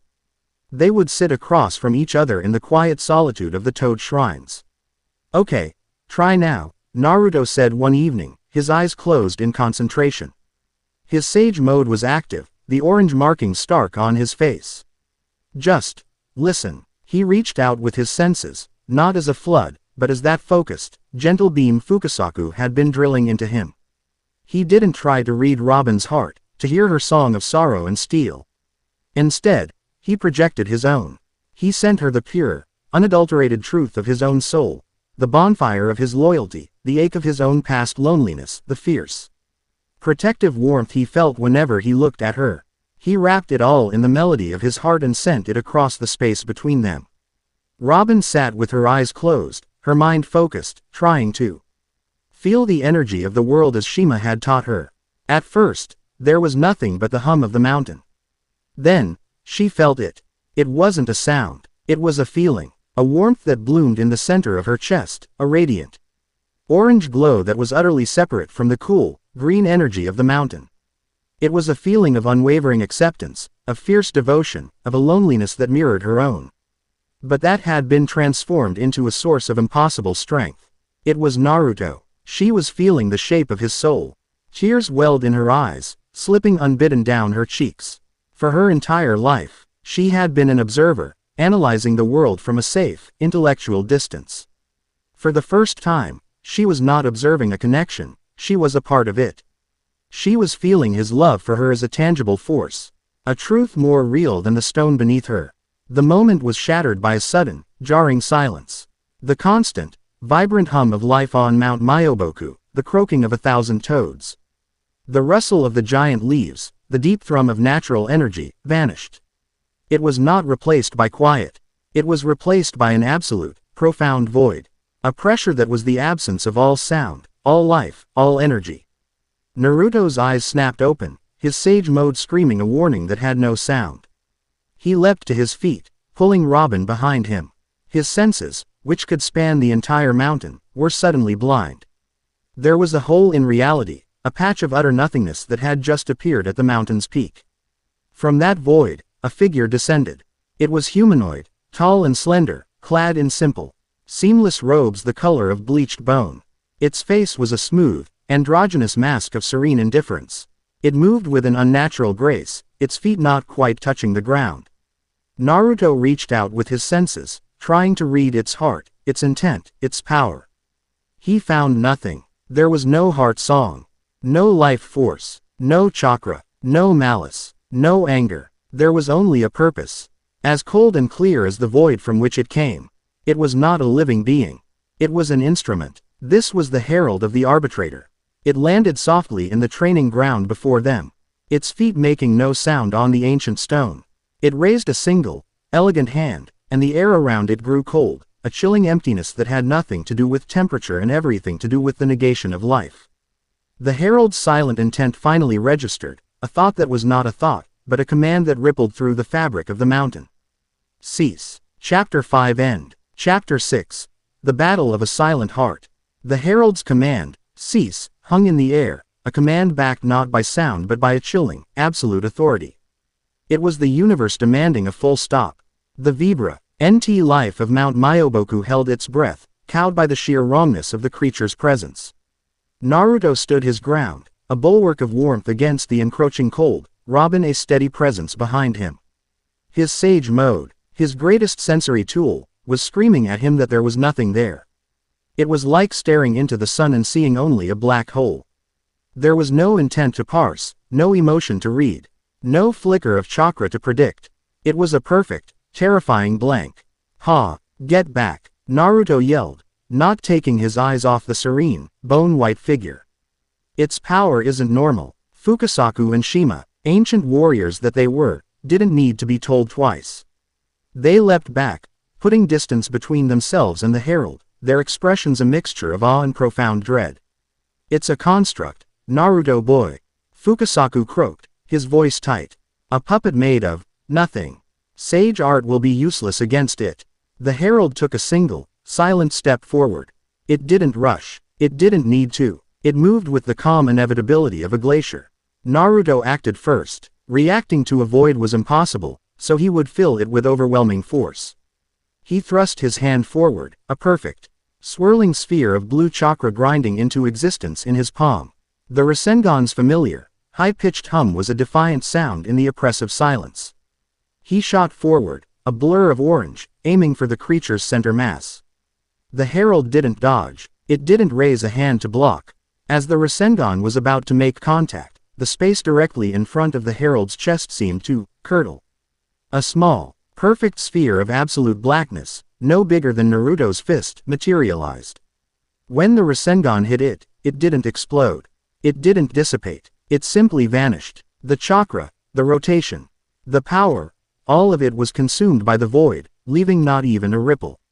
The sheer sensory whiplash of his ultimate attack being erased from existence sent a jolt through Naruto's system. He stumbled back, his mind reeling. It negates energy. Robin's voice cut through his shock, sharp and analytical. She had been observing, not as a warrior, but as a scholar confronting an impossible new phenomenon. It doesn't block or deflect. It erases. Do not use focused jutsu. The herald, its function having been performed, continued its silent advance. Shima, perched on Fukasaku's shoulder, scowled. Let's see it negate this. Sage art. Toad confrontation chant.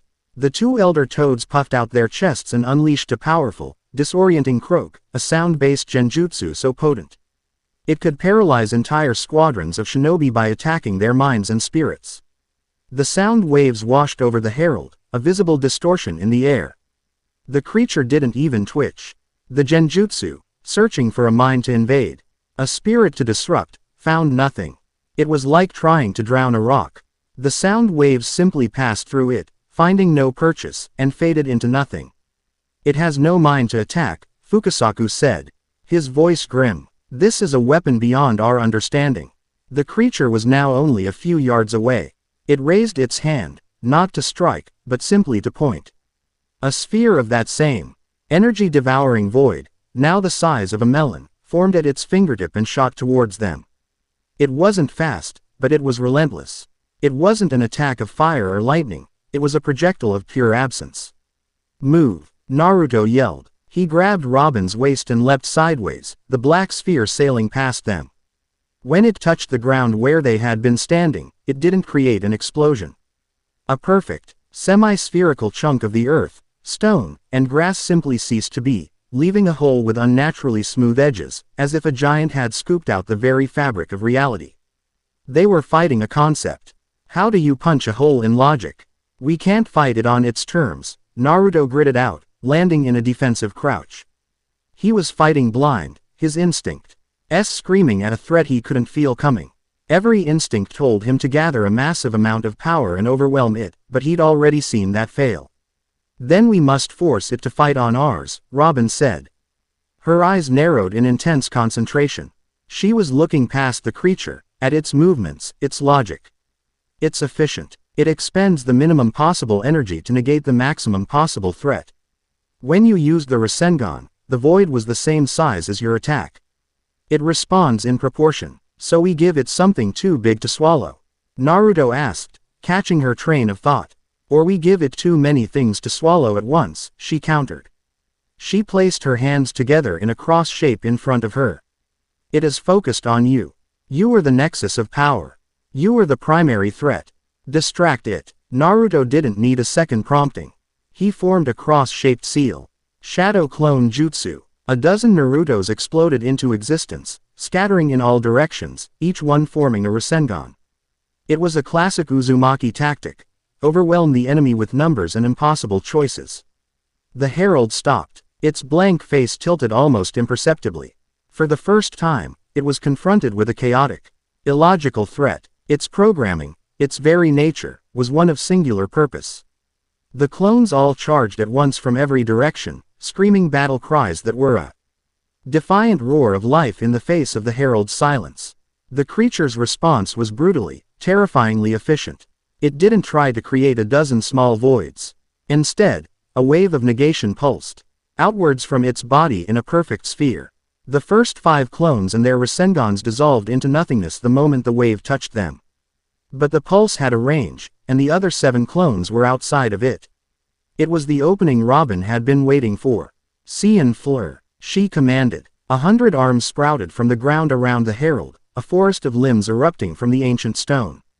Clutch. The arms surged upwards, not to damage, but to restrain. They wrapped around the herald's legs, its torso, its arms, its head. But as they made contact, the herald's body flickered, a faint aura of that same negation shimmering around it. The tips of Robin's sprouted fingers began to dissolve, erased from existence. She gritted her teeth, the feedback a dull, painful ache in her real arms. She couldn't hold it for long. But she didn't need to. Naruto, its core, she yelled. Its energy is focused on its defenses. Its center is weaker. She couldn't see a core, but she could feel it. She could feel where the negation effect was weakest, where her limbs were dissolving the slowest. It was a tactical analysis born from pure sensory feedback. She was giving him the eyes he lacked. The remaining Naruto clones understood instantly. They converged, not on the herald, but on their originator. They poured all their chakra back into him, a massive, swirling torrent of sage energy.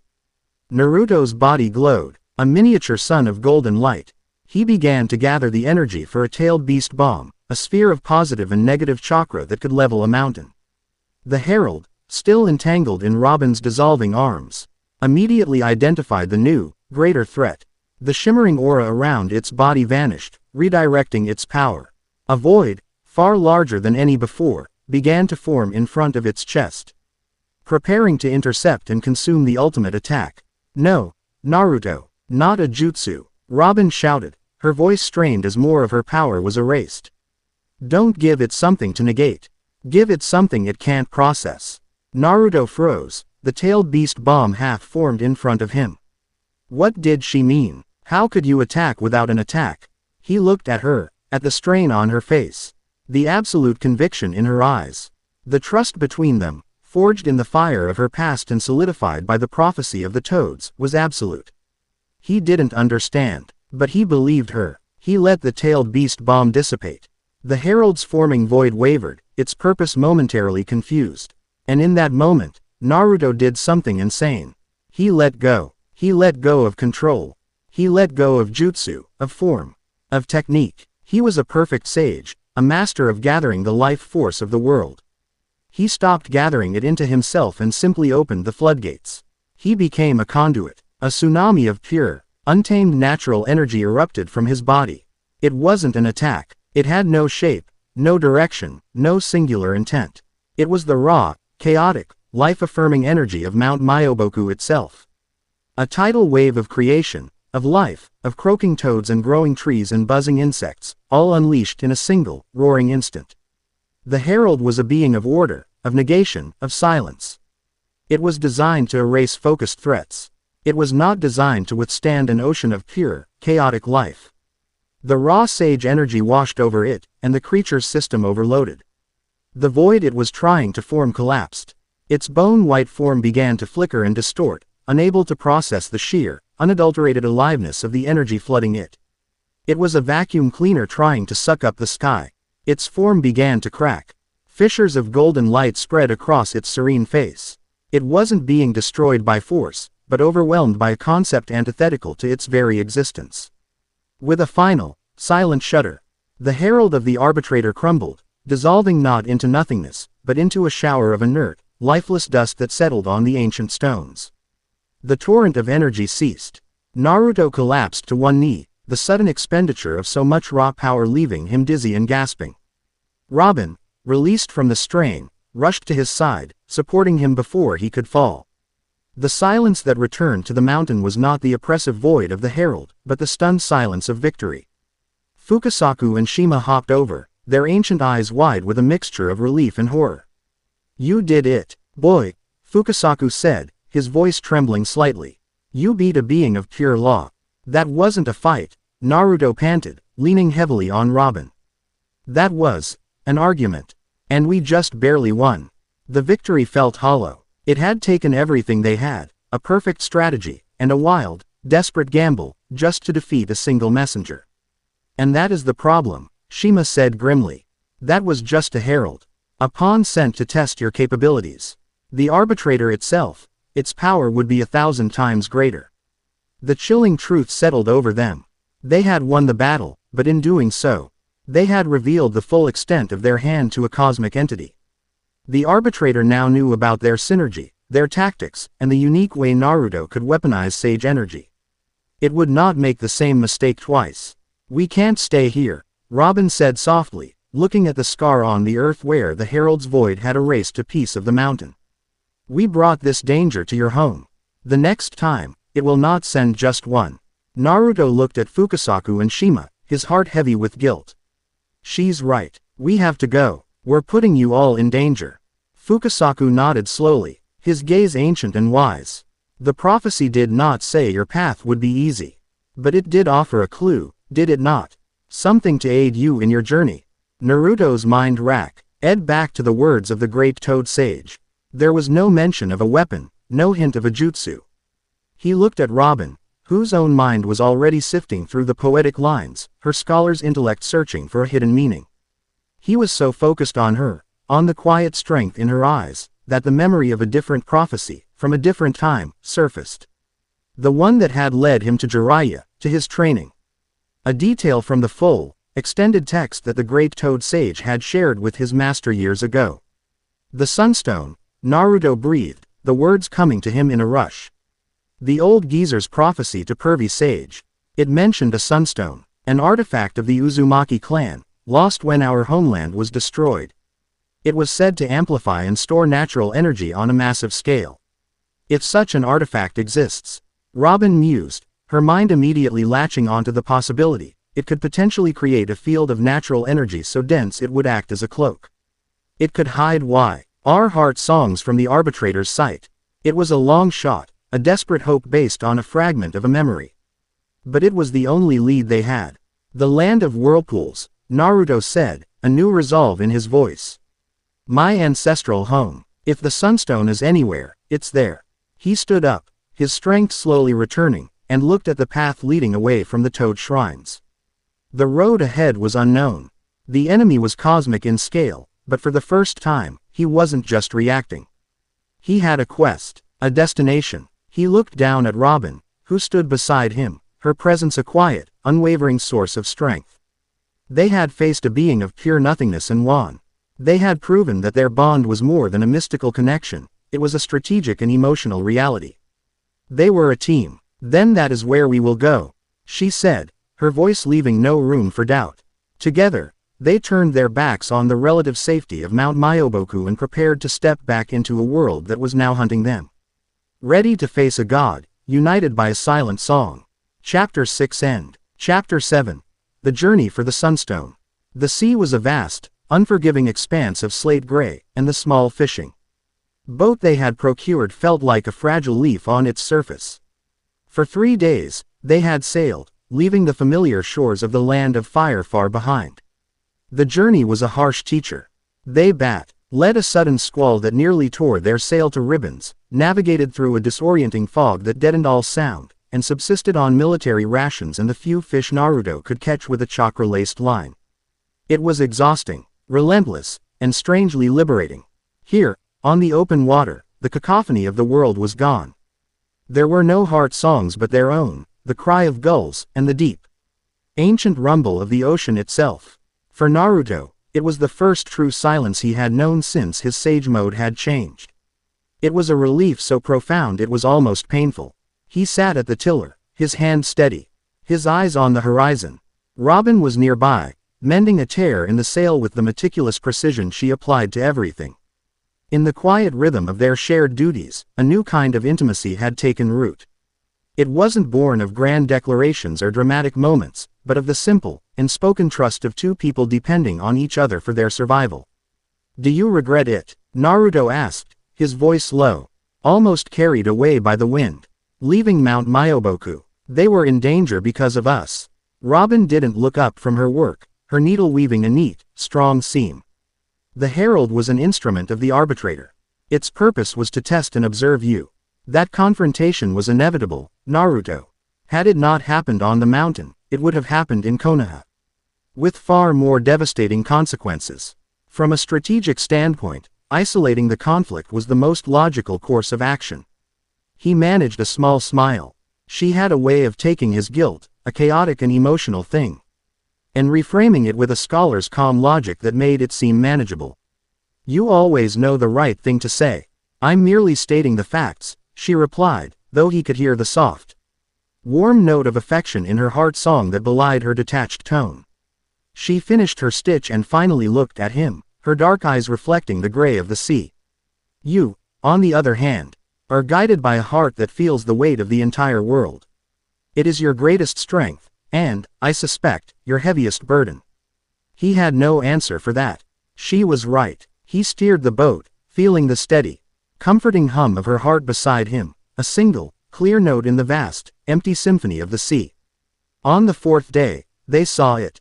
A dark line on the horizon that slowly resolved into a coastline of jagged black cliffs, constantly battered by a churning, violent sea. The air grew thick with a wild, untamed energy. This was the land of whirlpools. Even from miles away, Naruto could feel it. It was a place of immense, residual power, a sleeping giant. As they drew closer, he understood how the nation had gotten its name. The sea around the island was a death trap, a maze of colossal, naturally occurring whirlpools that could swallow a ship whole. There's no safe harbor, Robin observed, her hand gripping the railing as the boat pitched violently in the turbulent water. There doesn't need to be, Naruto said, his eyes glowing with the orange pigmentation of Sage Mode. He could see it now, not with his eyes, but with his senses.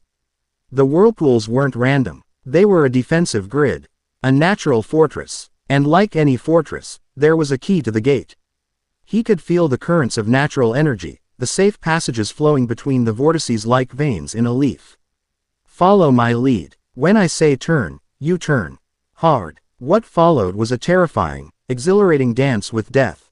With Robin at the sail and Naruto at the tiller, they plunged into the maze. Starboard, now, he would yell, and she would wrestle the sail to catch the crosswind, their small boat veering sharply away from a swirling maw of water that would have splintered it to pieces.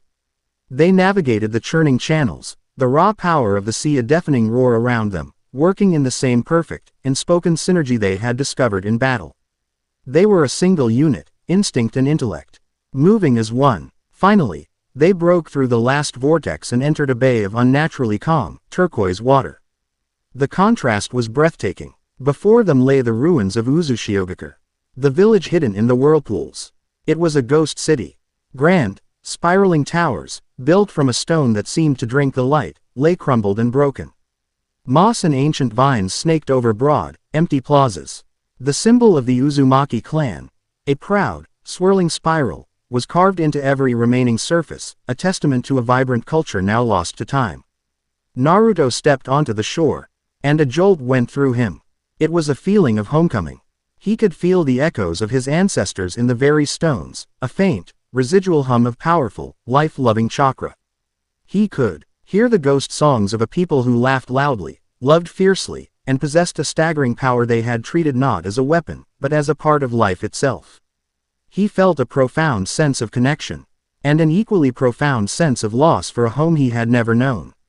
Robin stepped ashore beside him, her scholar's eyes wide with wonder. The architecture, it's unlike anything I've seen. It's not built against the landscape. It's part of it. These towers were designed to channel the wind, the plazas to collect rainwater, the entire city was a living thing. They were masters of seals, Naruto said, tracing a complex, spiraling pattern on a fallen archway. But it was more than just ink and paper. They sealed things into the world itself. For days, they explored the silent city. It was a journey into the past. Robin was in her element, deciphering the fading glyphs on the walls, her excitement a bright, sharp melody in her heart. She was piecing together the true history of his people. It's incredible, she said one afternoon, her fingers tracing a massive, complex seal array carved into the floor of what looked like a central temple. These aren't just seals for binding tailed beasts or creating barriers, Naruto. They are conduits. They were designed to draw in natural energy, from the sun, the wind, the sea, and harmonize it. Your clan wasn't just a clan of shinobi. They were sages, an entire nation of them. Quote, Naruto, sitting in the center of the array, could feel it. The ambient natural energy here was so dense, so pure, it was intoxicating. His sage mode was easier to maintain than his normal state. He was beginning to understand.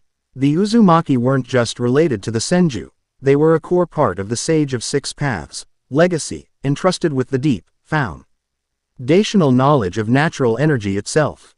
As Robin worked, deciphering a path to the inner sanctum where the sunstone was likely kept, Naruto felt a subtle shift in the energy of the ruins. It was a thickening, a sweetening of the air, like the cloying scent of a flower that was too beautiful to be real. A golden, warm light began to filter into the ruined temple, a light that seemed to push back the shadows and soothe the soul. He turned, and his breath caught in his throat. Standing in the archway, silhouetted by the impossible light, were two figures. A tall man with spiky blonde hair and a familiar, kind smile. Wearing the white cloak of the fourth Hokage. And beside him, a woman with stunningly long, red hair, her face filled with a fierce, protective love that Naruto had only ever dreamed of. "You've done so well, Naruto," Minato Namikaze said, his voice filled with a father's pride. "Our little boy, all grown up," Kushina Uzumaki added, her eyes shining with tears. "The hero of the whole world." Naruto's heart stopped. His mind screamed that it was impossible, a trick, a genjutsu. But his sage mode, it felt them. It felt their warm, loving heart songs, the steady beat of his father's calm resolve, the fiery, passionate rhythm of his mother's love. It felt real. At the same time, across the temple, Robin looked up from her work, a frown on her face. The glyphs had suddenly become nonsensical. The air felt wrong. She turned, and the ruined walls around her dissolved. She was no longer in a broken temple, but in a vast, sunlit library. The air smelled of old paper and dust, a scent that was more comforting to her than any perfume. Scholars in familiar robes walked among the endless shelves, smiling, nodding, their heart songs a symphony of peaceful, intellectual pursuit. And standing by a large, open window, holding a book, was her mother. Nico Alvia looked up, her smile the same gentle, loving smile Robin had seen in her final moments. "There you are, my daughter. We were waiting for you. The true history has been restored. The world government has fallen. We won." It was everything she had ever wanted. A world where knowledge was celebrated, not criminalized. A world where her mother was alive, where her home was safe. It was paradise. Back in the temple, Kushina walked toward Naruto, her arms outstretched. "You've fought so hard, for so long. You've earned your rest. But this path you're on now, this obsession with this woman, it's a distraction, my son. It's selfish. Your true duty is to your world, to protect it from the chaos you are inviting." "She speaks the truth," Minato said, his expression gentle but firm. "Your love is an anomaly that threatens the balance of everything. Let her go. Stay here. Be the hero your world needs. We can be a family, at last." The temptation was an agony beyond words. It was the deepest desire of his soul, the hole in his heart he had carried his entire life, offered to him on a silver platter. All he had to do was let go. But as he looked into their eyes, something felt wrong. His sage mode could feel their loving hearts, but it was too perfect. Too clean. He remembered the stories Jiraiya and Kakashi had told him. His mother's love wasn't just gentle, it was a storm. Her temper was legendary. His father's resolve wasn't just calm, it was forged in the heat of a desperate war. The love they had for him, the echo of which he carried in his very soul, was a messy, fierce, chaotic, and beautiful thing. This was a placid lake. It was a perfect copy, but it lacked the soul. And then he heard it.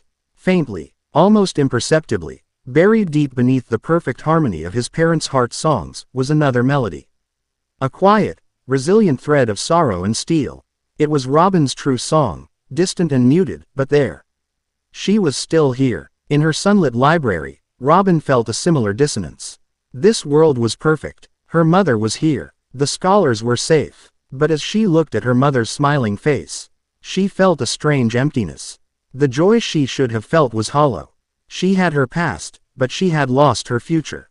The adventure, the danger, the terrifying, exhilarating feeling of trusting someone completely, it was all gone. A world without him, she realized, was just another empty library. It was safe. It was peaceful. And it was a cage.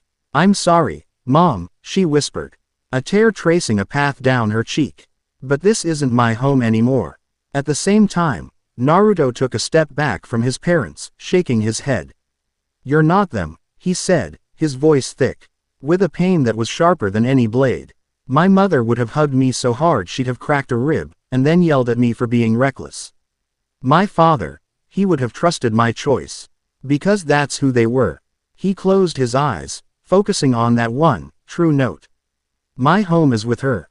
As they both spoke their rejection, the illusions shattered. The golden light vanished. The library and the loving parents dissolved into nothing, revealing the cold, gray stones of the ruined temple. Naruto and Robin stood alone in the center of the seal array, the echoes of their deepest desires fading like a dream. They looked at each other, their eyes reflecting a shared understanding, a shared victory over an enemy that had attacked their very souls. The arbitrator's gambit had failed.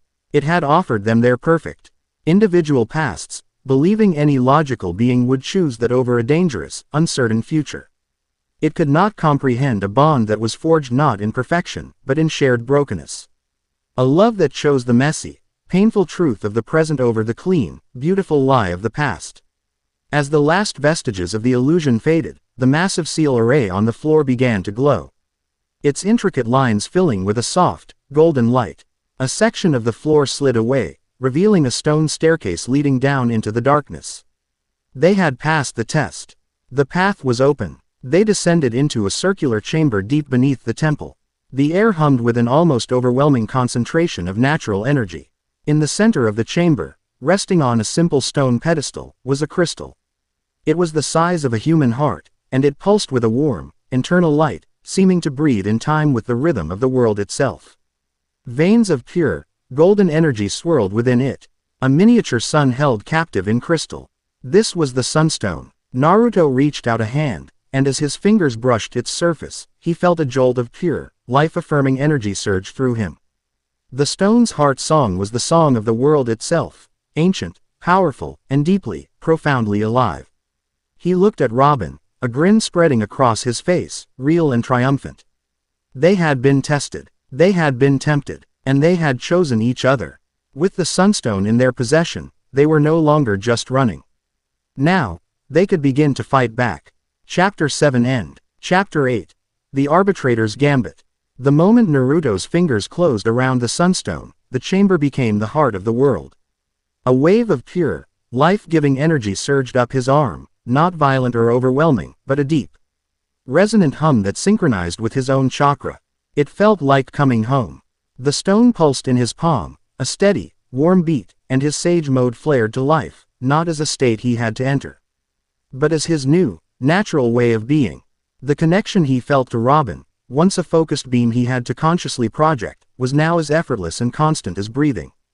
He could feel every nuance of her heart song, the scholarly wonder at the artifact, the quiet relief of their shared victory over the illusion, the deep, foundational strength that was her alone.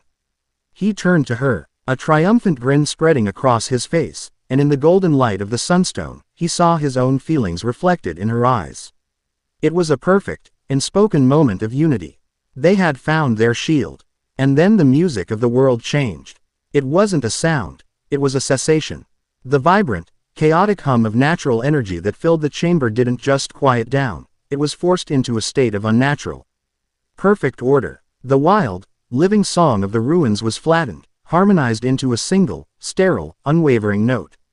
The warm, golden light of the sunstone was bleached away by a pure, clinical white light that emanated from the chamber's entrance, a light that held no warmth and cast no shadows.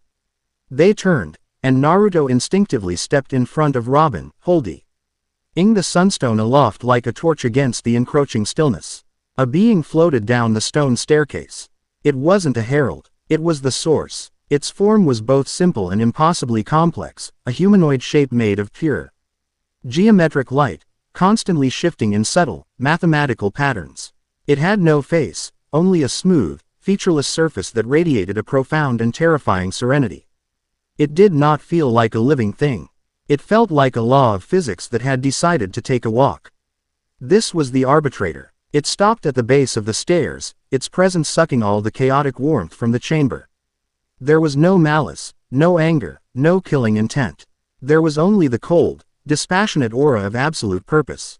Its voice, when it came, was not a sound that traveled through the air. It was a concept that bloomed directly in their minds, a voice of pure, uninflected reason that was both masculine and feminine, ancient and new. Less than congratulations. Greater than the thought was as calm as a frozen lake. Less than you have defeated my herald. You have resisted the temptations of your own emotional architecture. You have proven the resonance of your bond is significant. Greater than. What do you want? Naruto's voice was a low growl, the sunstone in his hand flaring in response to his protective instinct. Less than to correct an error. Greater than, the arbitrator replied, its placid thought voice betraying no reaction to his hostility. Less than, my function is not to punish, but to preserve. I am the gardener who prunes the branches of reality that threaten the health of the tree. Your bond, this, harmonized heart song, is such a branch. It is a statistical impossibility that violates the core programming of dimensional integrity. Greater than. We're not a math problem, Robin stated, her voice firm as she stepped out from behind Naruto. Her eyes fixed on the being of light. We are a choice. Less than all choices are equations. Greater than, the arbitrator countered calmly. Less than, and I have calculated the sum of yours. You believe your connection is a source of strength. You are correct, but you cannot comprehend the scale of the power you are beginning to wield. Allow me to illustrate. Greater than. The arbitrator raised a hand made of pure light. It didn't aim at them. It aimed at the sunstone. The crystal in Naruto's hand resonated, not with a surge of natural energy, but with the cold, clear light of the cosmic being. The chamber around them dissolved, and the stone became a lens. A projector for a truth they were not meant to see. They were standing on the head of the fourth Hokage, carved into the great monument overlooking Konoha. But the village was wrong. The air was thin and tasted of salt. The sky above was not sky, but a shimmering, turquoise ceiling that rippled like water. A colossal shadow passed over them, and they looked up to see the belly of a sea king. A creature of impossible size, swimming lazily through the heavens as if the air were the ocean of Robin's world. Below, in the streets, people were clawing at their throats. Their lungs not equipped to process the alien atmosphere. Shinobi were trying to perform jutsu that fizzled and died, their chakra unable to interact with the altered laws of physics. It was a slow, agonizing, and confused apocalypse. Less than, this is the beginning. Greater than, the arbitrator's voice echoed through the vision. Less than, the bleed. Your two realities, anchored by the singular point of your resonant souls, are being drawn together. The fundamental laws that govern each universe are tearing each other apart.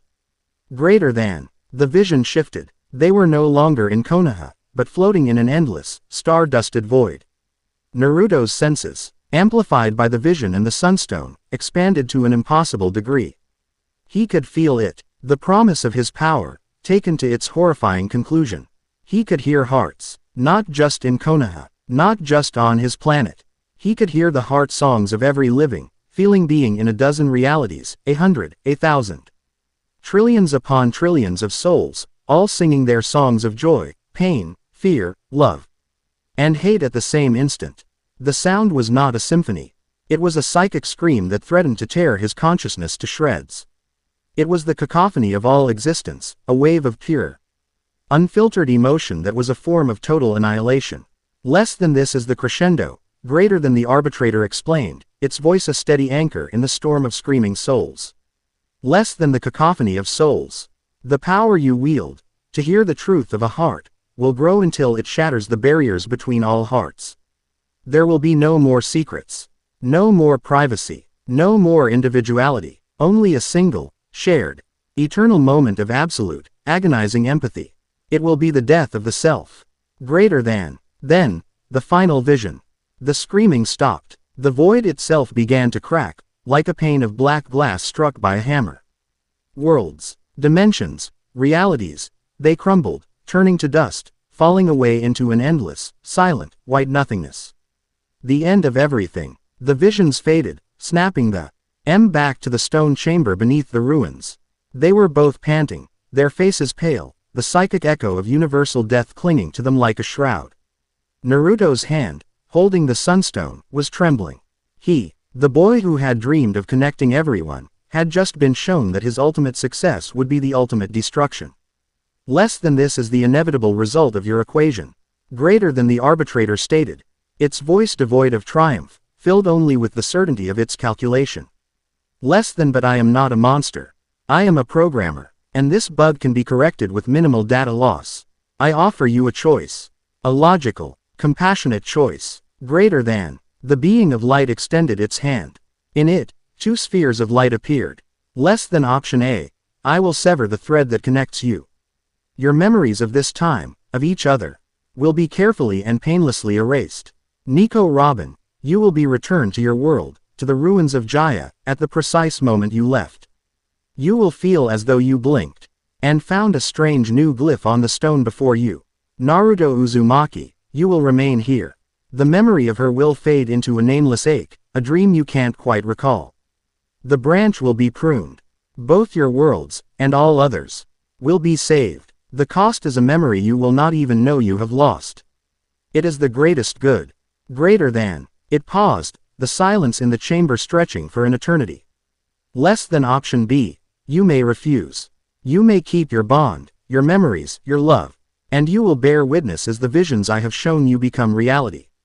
You will be the architects of the end, all for the sake of a feeling. You will have chosen your happiness over the existence of everything. Greater than. The arbitrator fell silent. The choice was laid before them, as simple and as terrible as that. Naruto Fei. LT as if the weight of all the crumbling worlds from the vision had settled on his shoulders. Every instinct in his body, every fiber of his being, screamed that what he felt for Robin was the most real, the most right thing in his life. But the logic was a guillotine. How could he choose his own heart over the lives of everyone in Konoha, over the lives of trillions he didn't even know? He was a hero, a savior. His purpose was to protect people, not to doom them. He looked at Robin, his heart a maelstrom of despair. He was ready to break, to accept the terrible, logical sacrifice. But Robin was not looking at the arbitrator. She was looking at him. Her face was pale, but her eyes were clear, her mind working with a fierce, analytical intensity. He could feel her heart song. It was afraid, yes, but beneath the fear. The steel thread of her will was not just holding, it was sharpening. She was dissecting the arbitrator's argument, searching for the flaw in its perfect, terrifying logic. And she found it. She reached out and placed her hand over his on the sunstone. The warmth of her touch was a grounding reality in the face of cosmic annihilation. Through their bond, amplified by the crystal, she sent him not just a feeling, but a thought, a fully formed realization. It only sees one outcome. It assumes we cannot change, cannot grow, cannot master this power. Its prop. Hesi is a calculation based on current data, not a fixed point in time. Naruto's eyes widened as her logic flooded his mind, a beacon of light in his despair. It was true. The arbitrator was a being of pure logic. It saw their bond as a static variable in an equation. It couldn't comprehend the illogical, unpredictable, and infinite human capacity for adaptation. It saw a tidal wave, but it couldn't see them learning to surf. "You've made a mistake," Robin said, her voice clear and strong, echoing in the sterile silence of the chamber. The arbitrator's serene form seemed to flicker for a nanosecond. The first sign of dissonance it had displayed. "Less than my calculations are without error. Greater than. You calculated the power of our bond," Robin continued, stepping forward, her hand still linked with Naruto's on the sunstone. "But you did not calculate our will. You see a prophecy of destruction, but a prophecy is not a destination. It is a warning. It is a map showing the dangers ahead, so that the traveler may find a new path." Naruto felt his own conviction surge, ignited by the flame of her own. He stepped up beside her, their shoulders touching. "You're afraid of the noise," he said, his voice ringing with a newfound certainty. He finally understood. "You want to enforce silence because you can't imagine a world where all those voices can sing in harmony. You see our power as a disease. But you're wrong." He held the sunstone high, and its golden, chaotic, living light flared, pushing back against the arbitrator's cold, white sterility. "This bond isn't the problem," Naruto declared, his heart song a defiant, blazing bonfire. "It's the answer. We're not going to break. We're not going to shatter the worlds. We're going to learn. We're going to master this. We refuse your choice, and we make our own. We're going to learn how to make music." For a long, silent moment, the arbitrator simply stood there. It was processing an illogical response, a choice that did not compute. It had offered them a clean, logical solution to save the universe, and these two insignificant mortals had rejected it in favor of a statistically insignificant hope. "Less than your choice has been recorded." Greater than the thought voice was as calm as ever. But there was a new quality to it, a finality. "Less than the equation now includes your defiance. The consequences are your own. When the cacophony begins, you will have no one to blame but yourselves." Greater than. With that, the being of light did not attack. It did not rage. It simply faded, its clinical white light receding, its oppressive, ordered silence dissolving, until they were once again alone in the chamber. Bathed in the warm, golden glow of the sunstone, the presence of the cosmic god was gone, but the weight of their decision was a physical thing, heavier than any mountain. They had looked upon the potential end of everything and had chosen each other. They had chosen a sliver of hope over an eternity of certainty. Naruto looked at Robin, his heart filled with a terrifying, exhilarating love. She looked back, her eyes shining with tears, but also with a fierce, unbreakable resolve. They were no longer running. They were no longer hiding. They had made their stand. Now, they just had to save the universe to prove they were right. Chapter 8 End. Chapter 9. The Harmonized Heart Song. The arbitrator was gone, but its final thought, "The consequences are your own," was a ghost that remained, chilling the air in the chamber more than its presence ever had. The warm, golden light of the sunstone felt fragile now, a single candle in an infinite, encroaching darkness. They had stared into the abyss of their own potential for destruction and had chosen to leap. The silence that followed was heavy with the weight of that choice, the weight of trillions of lives resting on a hope that felt, in that moment, as thin and sharp as a shard of glass. Naruto's hand, still clutching the sunstone, was steady now. The trembling had stopped, replaced by a cold, hard resolve. He looked at Robin, and the fear he saw in her eyes was a mirror of his own. But beneath it was something else, something he had come to rely on more than any jutsu, her unyielding, intellectual courage. "A map," he said, his voice a low whisper in the echoing chamber. "You said its prophecy was a map.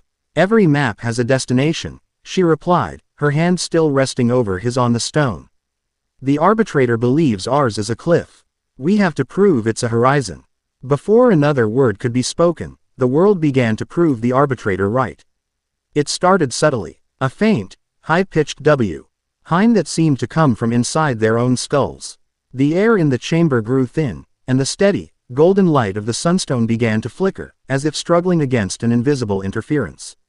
Then, the stones of the ancient chamber began to ripple, their solid forms wavering for a fraction of a second, like a reflection in disturbed water. "It's starting," Naruto said, his sage mode senses reeling.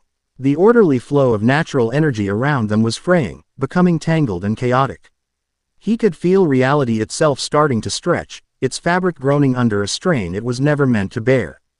They scrambled up the stone staircase and back into the ruined temple. The sight that met them was one of quiet, surreal horror. The sky above the ruins was no longer the familiar blue. It was a bruised, shifting tapestry of purples and deep indigos, and through it, like ghost ships in a storm, floated impossible islands of rock and alien foliage, pieces of a world that did not belong here. The law of gravity had become a suggestion.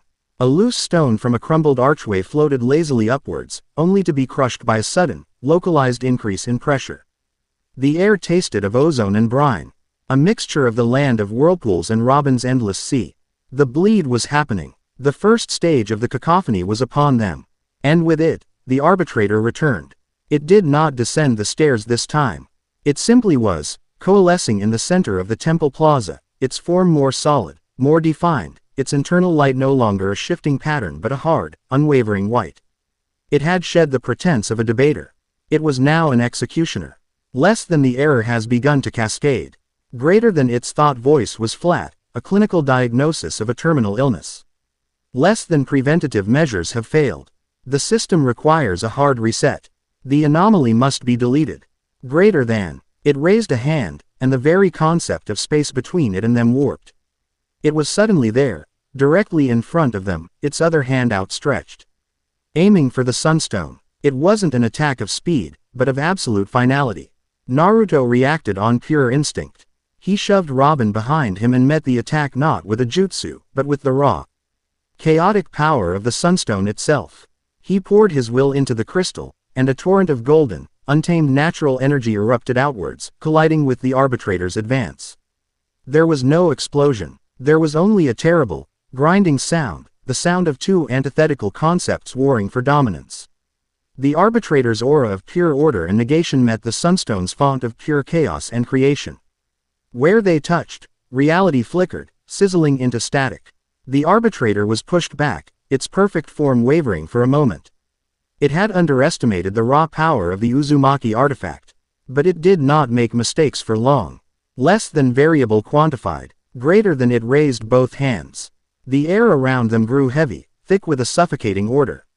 The floating islands in the sky froze in place. The rippling stones became rigid. The chaotic hum of natural energy was being forced, crushed, into that single, sterile note again. It was attacking the environment itself, attempting to create a zone of absolute silence where Naruto's Sage Mode, and the Sunstone's power, could not function. It's trying to cut you off from the natural energy. Robin yelled, her mind racing. She could feel it, her newfound sensitivity picking up the horrifying pattern. It's not attacking you, it's attacking your power source. The golden light from the Sunstone began to dim, starved of the ambient energy it needed to draw upon. Naruto felt a crushing pressure, as if the world itself were trying to squeeze the Sage Mode out of him. The noise was being silenced. The arbitrator's low GIC was simple. If the problem was a song, it would destroy the orchestra. We can't fight it like this. Naruto grunted, sweat beading on his brow as he struggled to keep the Sunstone alight. It's a battle of attrition. And it's the whole damn universe. Then don't fight it. Defy it, Robin said, her voice sharp with sudden insight. Her hand clamped onto his shoulder, and through their bond, she sent a stream of pure, focused thought. It sees energy as a weapon to be negated. It sees our bond as a frequency to be silenced. Don't use the stone to attack. Use it to broadcast. Don't fight the silence. Drown it out with a better song. He understood. It was the choice he had made in the chamber, taken to its insane, desperate conclusion. He had to stop trying to win the argument with force and start proving his point with music. He closed his eyes, ignoring the crushing pressure of the arbitrator's enforced order. He ignored the strange, bleeding sky and the warping stones. He focused inward, on the bonfire of his own heart, and on the steady, steel and sorrow melody of the woman standing beside him. He pulled their two songs together, not letting them just resonate, but actively weaving them into a single, complex harmony. He took his loyalty and her resilience, his loneliness and her sorrow, his fierce hope and her quiet strength. He took the memory of their first meeting, the seamless flow of their first battle, the shared pain of Ohara's fire, and the defiant choice they had just made together. He poured all of it, every feeling, every memory, every shared moment, into the Sunstone. The crystal, which had been dimming, exploded with light. But it wasn't a violent, weaponized light. It was a warm, radiant, golden glow that pulsed outwards, not as a concussive force, but as a wave of pure, undeniable truth. And with the light came the music. It was the harmonized heart song, broadcast for the universe to hear. It was a melody that spoke of choosing hope over logic, of finding strength in shared brokenness. It was a song that did not seek to destroy, but to connect. The arbitrator faltered. The crushing pressure of its enforced silence wavered as the song washed over it. It was an input it could not process. It was illogical, chaotic, and it was undeniably real. The song spread beyond the temple. The floating islands in the sky, which had been frozen, began to drift again, their movement not random, but slowly, gently, beginning to recede, pushed back towards the dimensional tear they had come through. The rippling stones of the ruins solidified, the Chayati sea energies that had been tearing them apart soothed by the harmony. The very air seemed to sigh in relief as the dimensional bleeding began to stabilize. The song was not fighting the chaos. It was giving it a rhythm. It was a new law of physics, a law of empathy, being written into the code of the universe in real time. Less than impossible, greater than the arbitrator's thought was no longer a calm statement, but a flicker of pure, unadulterated confusion. Less than chaos cannot create order. Greater than. You're wrong, Naruto yelled, his voice joining the song, his eyes still closed as he poured every ounce of his being into the broadcast. It's the only thing that can. Life isn't a clean equation. It's messy and loud and it doesn't always make sense. And that's what makes it worth fighting for. Robin stood beside him, her hand on his shoulder, her eyes wide open, watching everything. She was the anchor, the conductor. Her analytical mind, which the arbitrator would have understood, was now devoted to the cause of this beautiful, impossible chaos. She could see the patterns in the arbitrator's failing power, the fractures in its logic. She guided Naruto's broadcast, focusing the song on the points where reality was weakest. Using their harmony to stitch the seams of the worlds back together. The arbitrator raised its hands, its form flickering violently now. It made one last, desperate attempt to enforce its purpose. It gathered all of its power, all of its will, into a single point of absolute negation, a sphere of perfect void aimed directly at the source of the anomaly, the sunstone. It was the ultimate expression of its being, a command to cease. The sphere of nothingness shot towards them. Robin's eyes widened. She knew in an instant that the song, as powerful as it was, could not stop a direct attack of pure negation. It wasn't a weapon, it was a truth, and the arbitrator was about to erase that truth from existence. She acted without thinking, her body moving on an instinct deeper than survival. She moved in front of Naruto, her back to him, her hands pressing against the glowing sunstone as if to shield it with her very soul. She couldn't stop the void, but she could be the first thing it touched. Naruto felt her move, felt the sudden, selfless surge of sacrifice in her heart. He opened his eyes, and a primal roar of denial tore from his throat. In that split second, their song changed. The harmony of hope and love was suddenly shot through with a new, terrible note, the searing, incandescent agony of impending loss. The song, amplified by that raw, desperate emotion, struck the arbitrator like a physical blow. The void faltered, its trajectory wavering for a fraction of a second. It was enough. The sphere of nothingness struck the very edge of the sunstone. The crystal screamed, a high-pitched, harmonic shriek that vibrated through every bone in their bodies. A crack, thin as a spider's thread, appeared on its surface. And the arbitrator broke. The paradox was complete. He bond it had deemed a catalyst for destruction had just saved the world. The song it had tried to silence had just healed a wound in reality. Its core programming, its entire reason for being, had been proven fundamentally flawed. Less than does not compute greater than. Its form flickered one last time, like a dying star, and with a final, silent implosion of confused logic, it vanished. Not defeated, not destroyed, it simply retreated, a god dethroned not by power, but by a truth it could not comprehend. The silence that followed was real. The sky above was still a bruised purple, but the bleeding had stopped. The ruins were still. The harmonized heart song faded, the golden light of the sunstone receding, leaving them in the quiet twilight of the ghost city. Naruto was on his knees, all of his strength gone. The cracked sunstone clutched in his hand. Robin was kneeling in front of him, her hands holding his, her body trembling with the aftershock of what she had been about to do. They had won. They had faced a god and proven it wrong. They had chosen love, and their love had, impossibly, been enough. He looked at her, his heart too full for words. He could feel her song, a quiet, shuddering melody of terror and relief and a love so profound it left him breathless. He raised his free hand and gently cupped her cheek, his thumb brushing away a tear she hadn't realized she'd shed. Their journey was not over. The arbitrator's retreat had left a vacuum, and its confused, final thoughts had undoubtedly rippled through the cosmos, a beacon to other, older things that might now turn their gaze toward this strange, vibrant little world. But for now, in the quiet ruins of a lost home, they were safe. They were together, and they were alive. Chapter 9 End. Chapter 10. A New Dawn, a New Song. Journey back was a mirror of the journey out, yet everything had changed. The sea, once a hostile, gray expanse, now seemed calm, its vastness a comfort rather than a threat. The treacherous whirlpools that guarded the land of whirlpools parted for their small boat as if in deference, the raw natural energy of the place recognizing the cracked, pulsing sunstone that sat safely wrapped in Naruto's pack. They were no longer fugitives running from a cosmic threat, but victors returning from an impossible war. They didn't speak much. Words felt inadequate, small things in the face of what they had shared. Instead, a quiet, constant conversation flowed between them through the bond that now felt as natural as a shared breath. Naruto could feel the steady, analytical calm return to Robin's heart, her mind already processing, cataloging, and understanding the ramifications of their victory. She, in turn, could feel the bonfire of his heart settle from a roaring inferno of defiance into a warm, steady glow of profound contentment. The gnawing loneliness that had been the bass note of his song for his entire life was, for the first time, completely gone.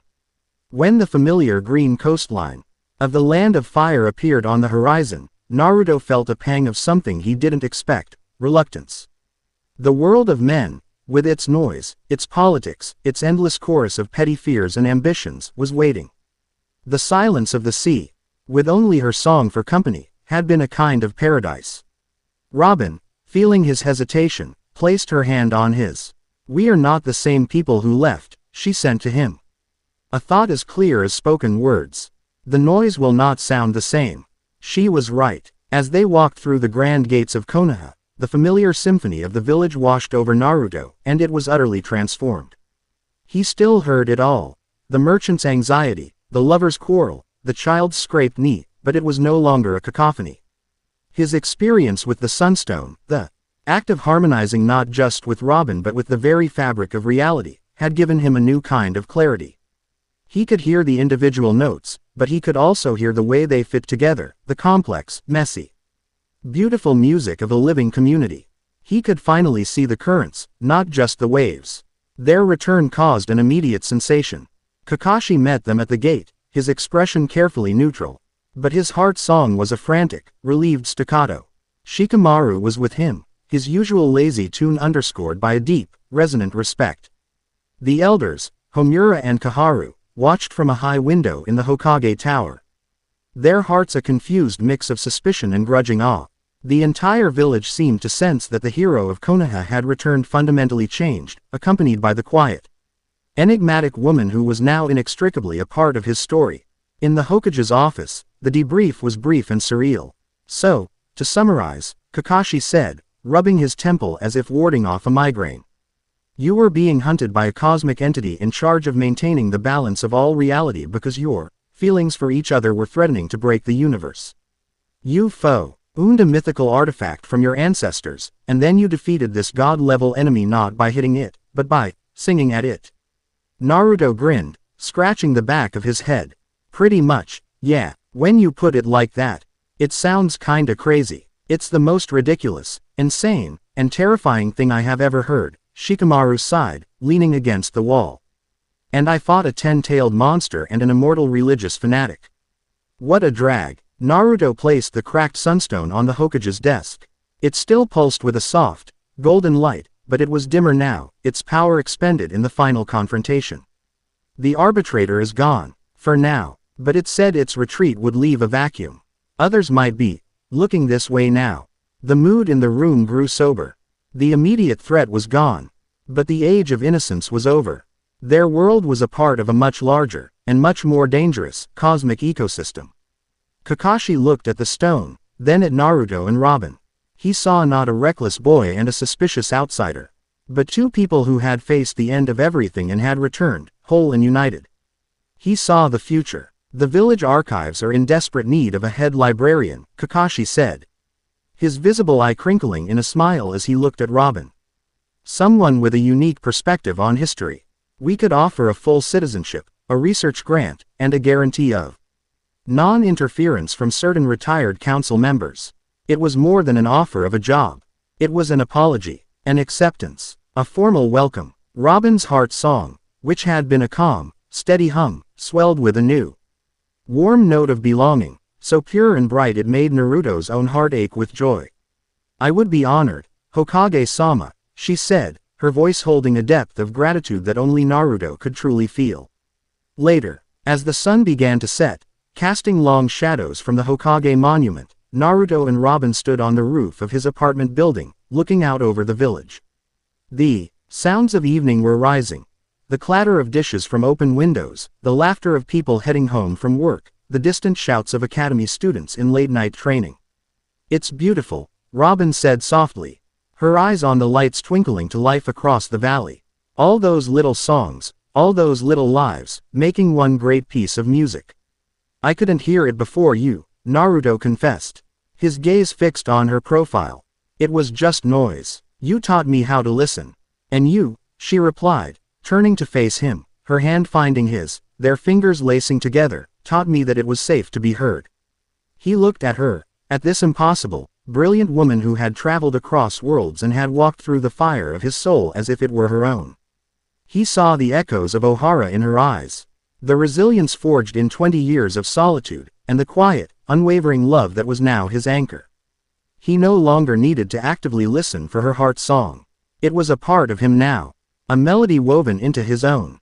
It was a quiet, complex symphony of sorrow and steel, of intellect and empathy, and at its heart, a new and powerful theme had emerged, a song of home. The arbitrator was gone, but the future was a vast, unknown sea. There would be other threats, other battles. Cosmic entities, political schemes, the simple, everyday challenges of living. But for the first time, Naruto Uzumaki wasn't facing the world alone. He had a partner, a companion, a love that had been tested against the end of all things and had not been found wanting. He leaned in, and she met him halfway. Their kiss was not the desperate, frantic kiss of a battle won, but the slow, deep, and certain kiss of a new beginning. As they stood there, under the watchful eyes of the stone Hokages, their two hearts beat as one. A single, harmonized song that was a quiet, defiant promise to the watching cosmos. Whatever came next, they would face it together. The sun set on Konoha, a new day was done, and the story of the listening sage and the silent songstress was just beginning. Chapter 10 End.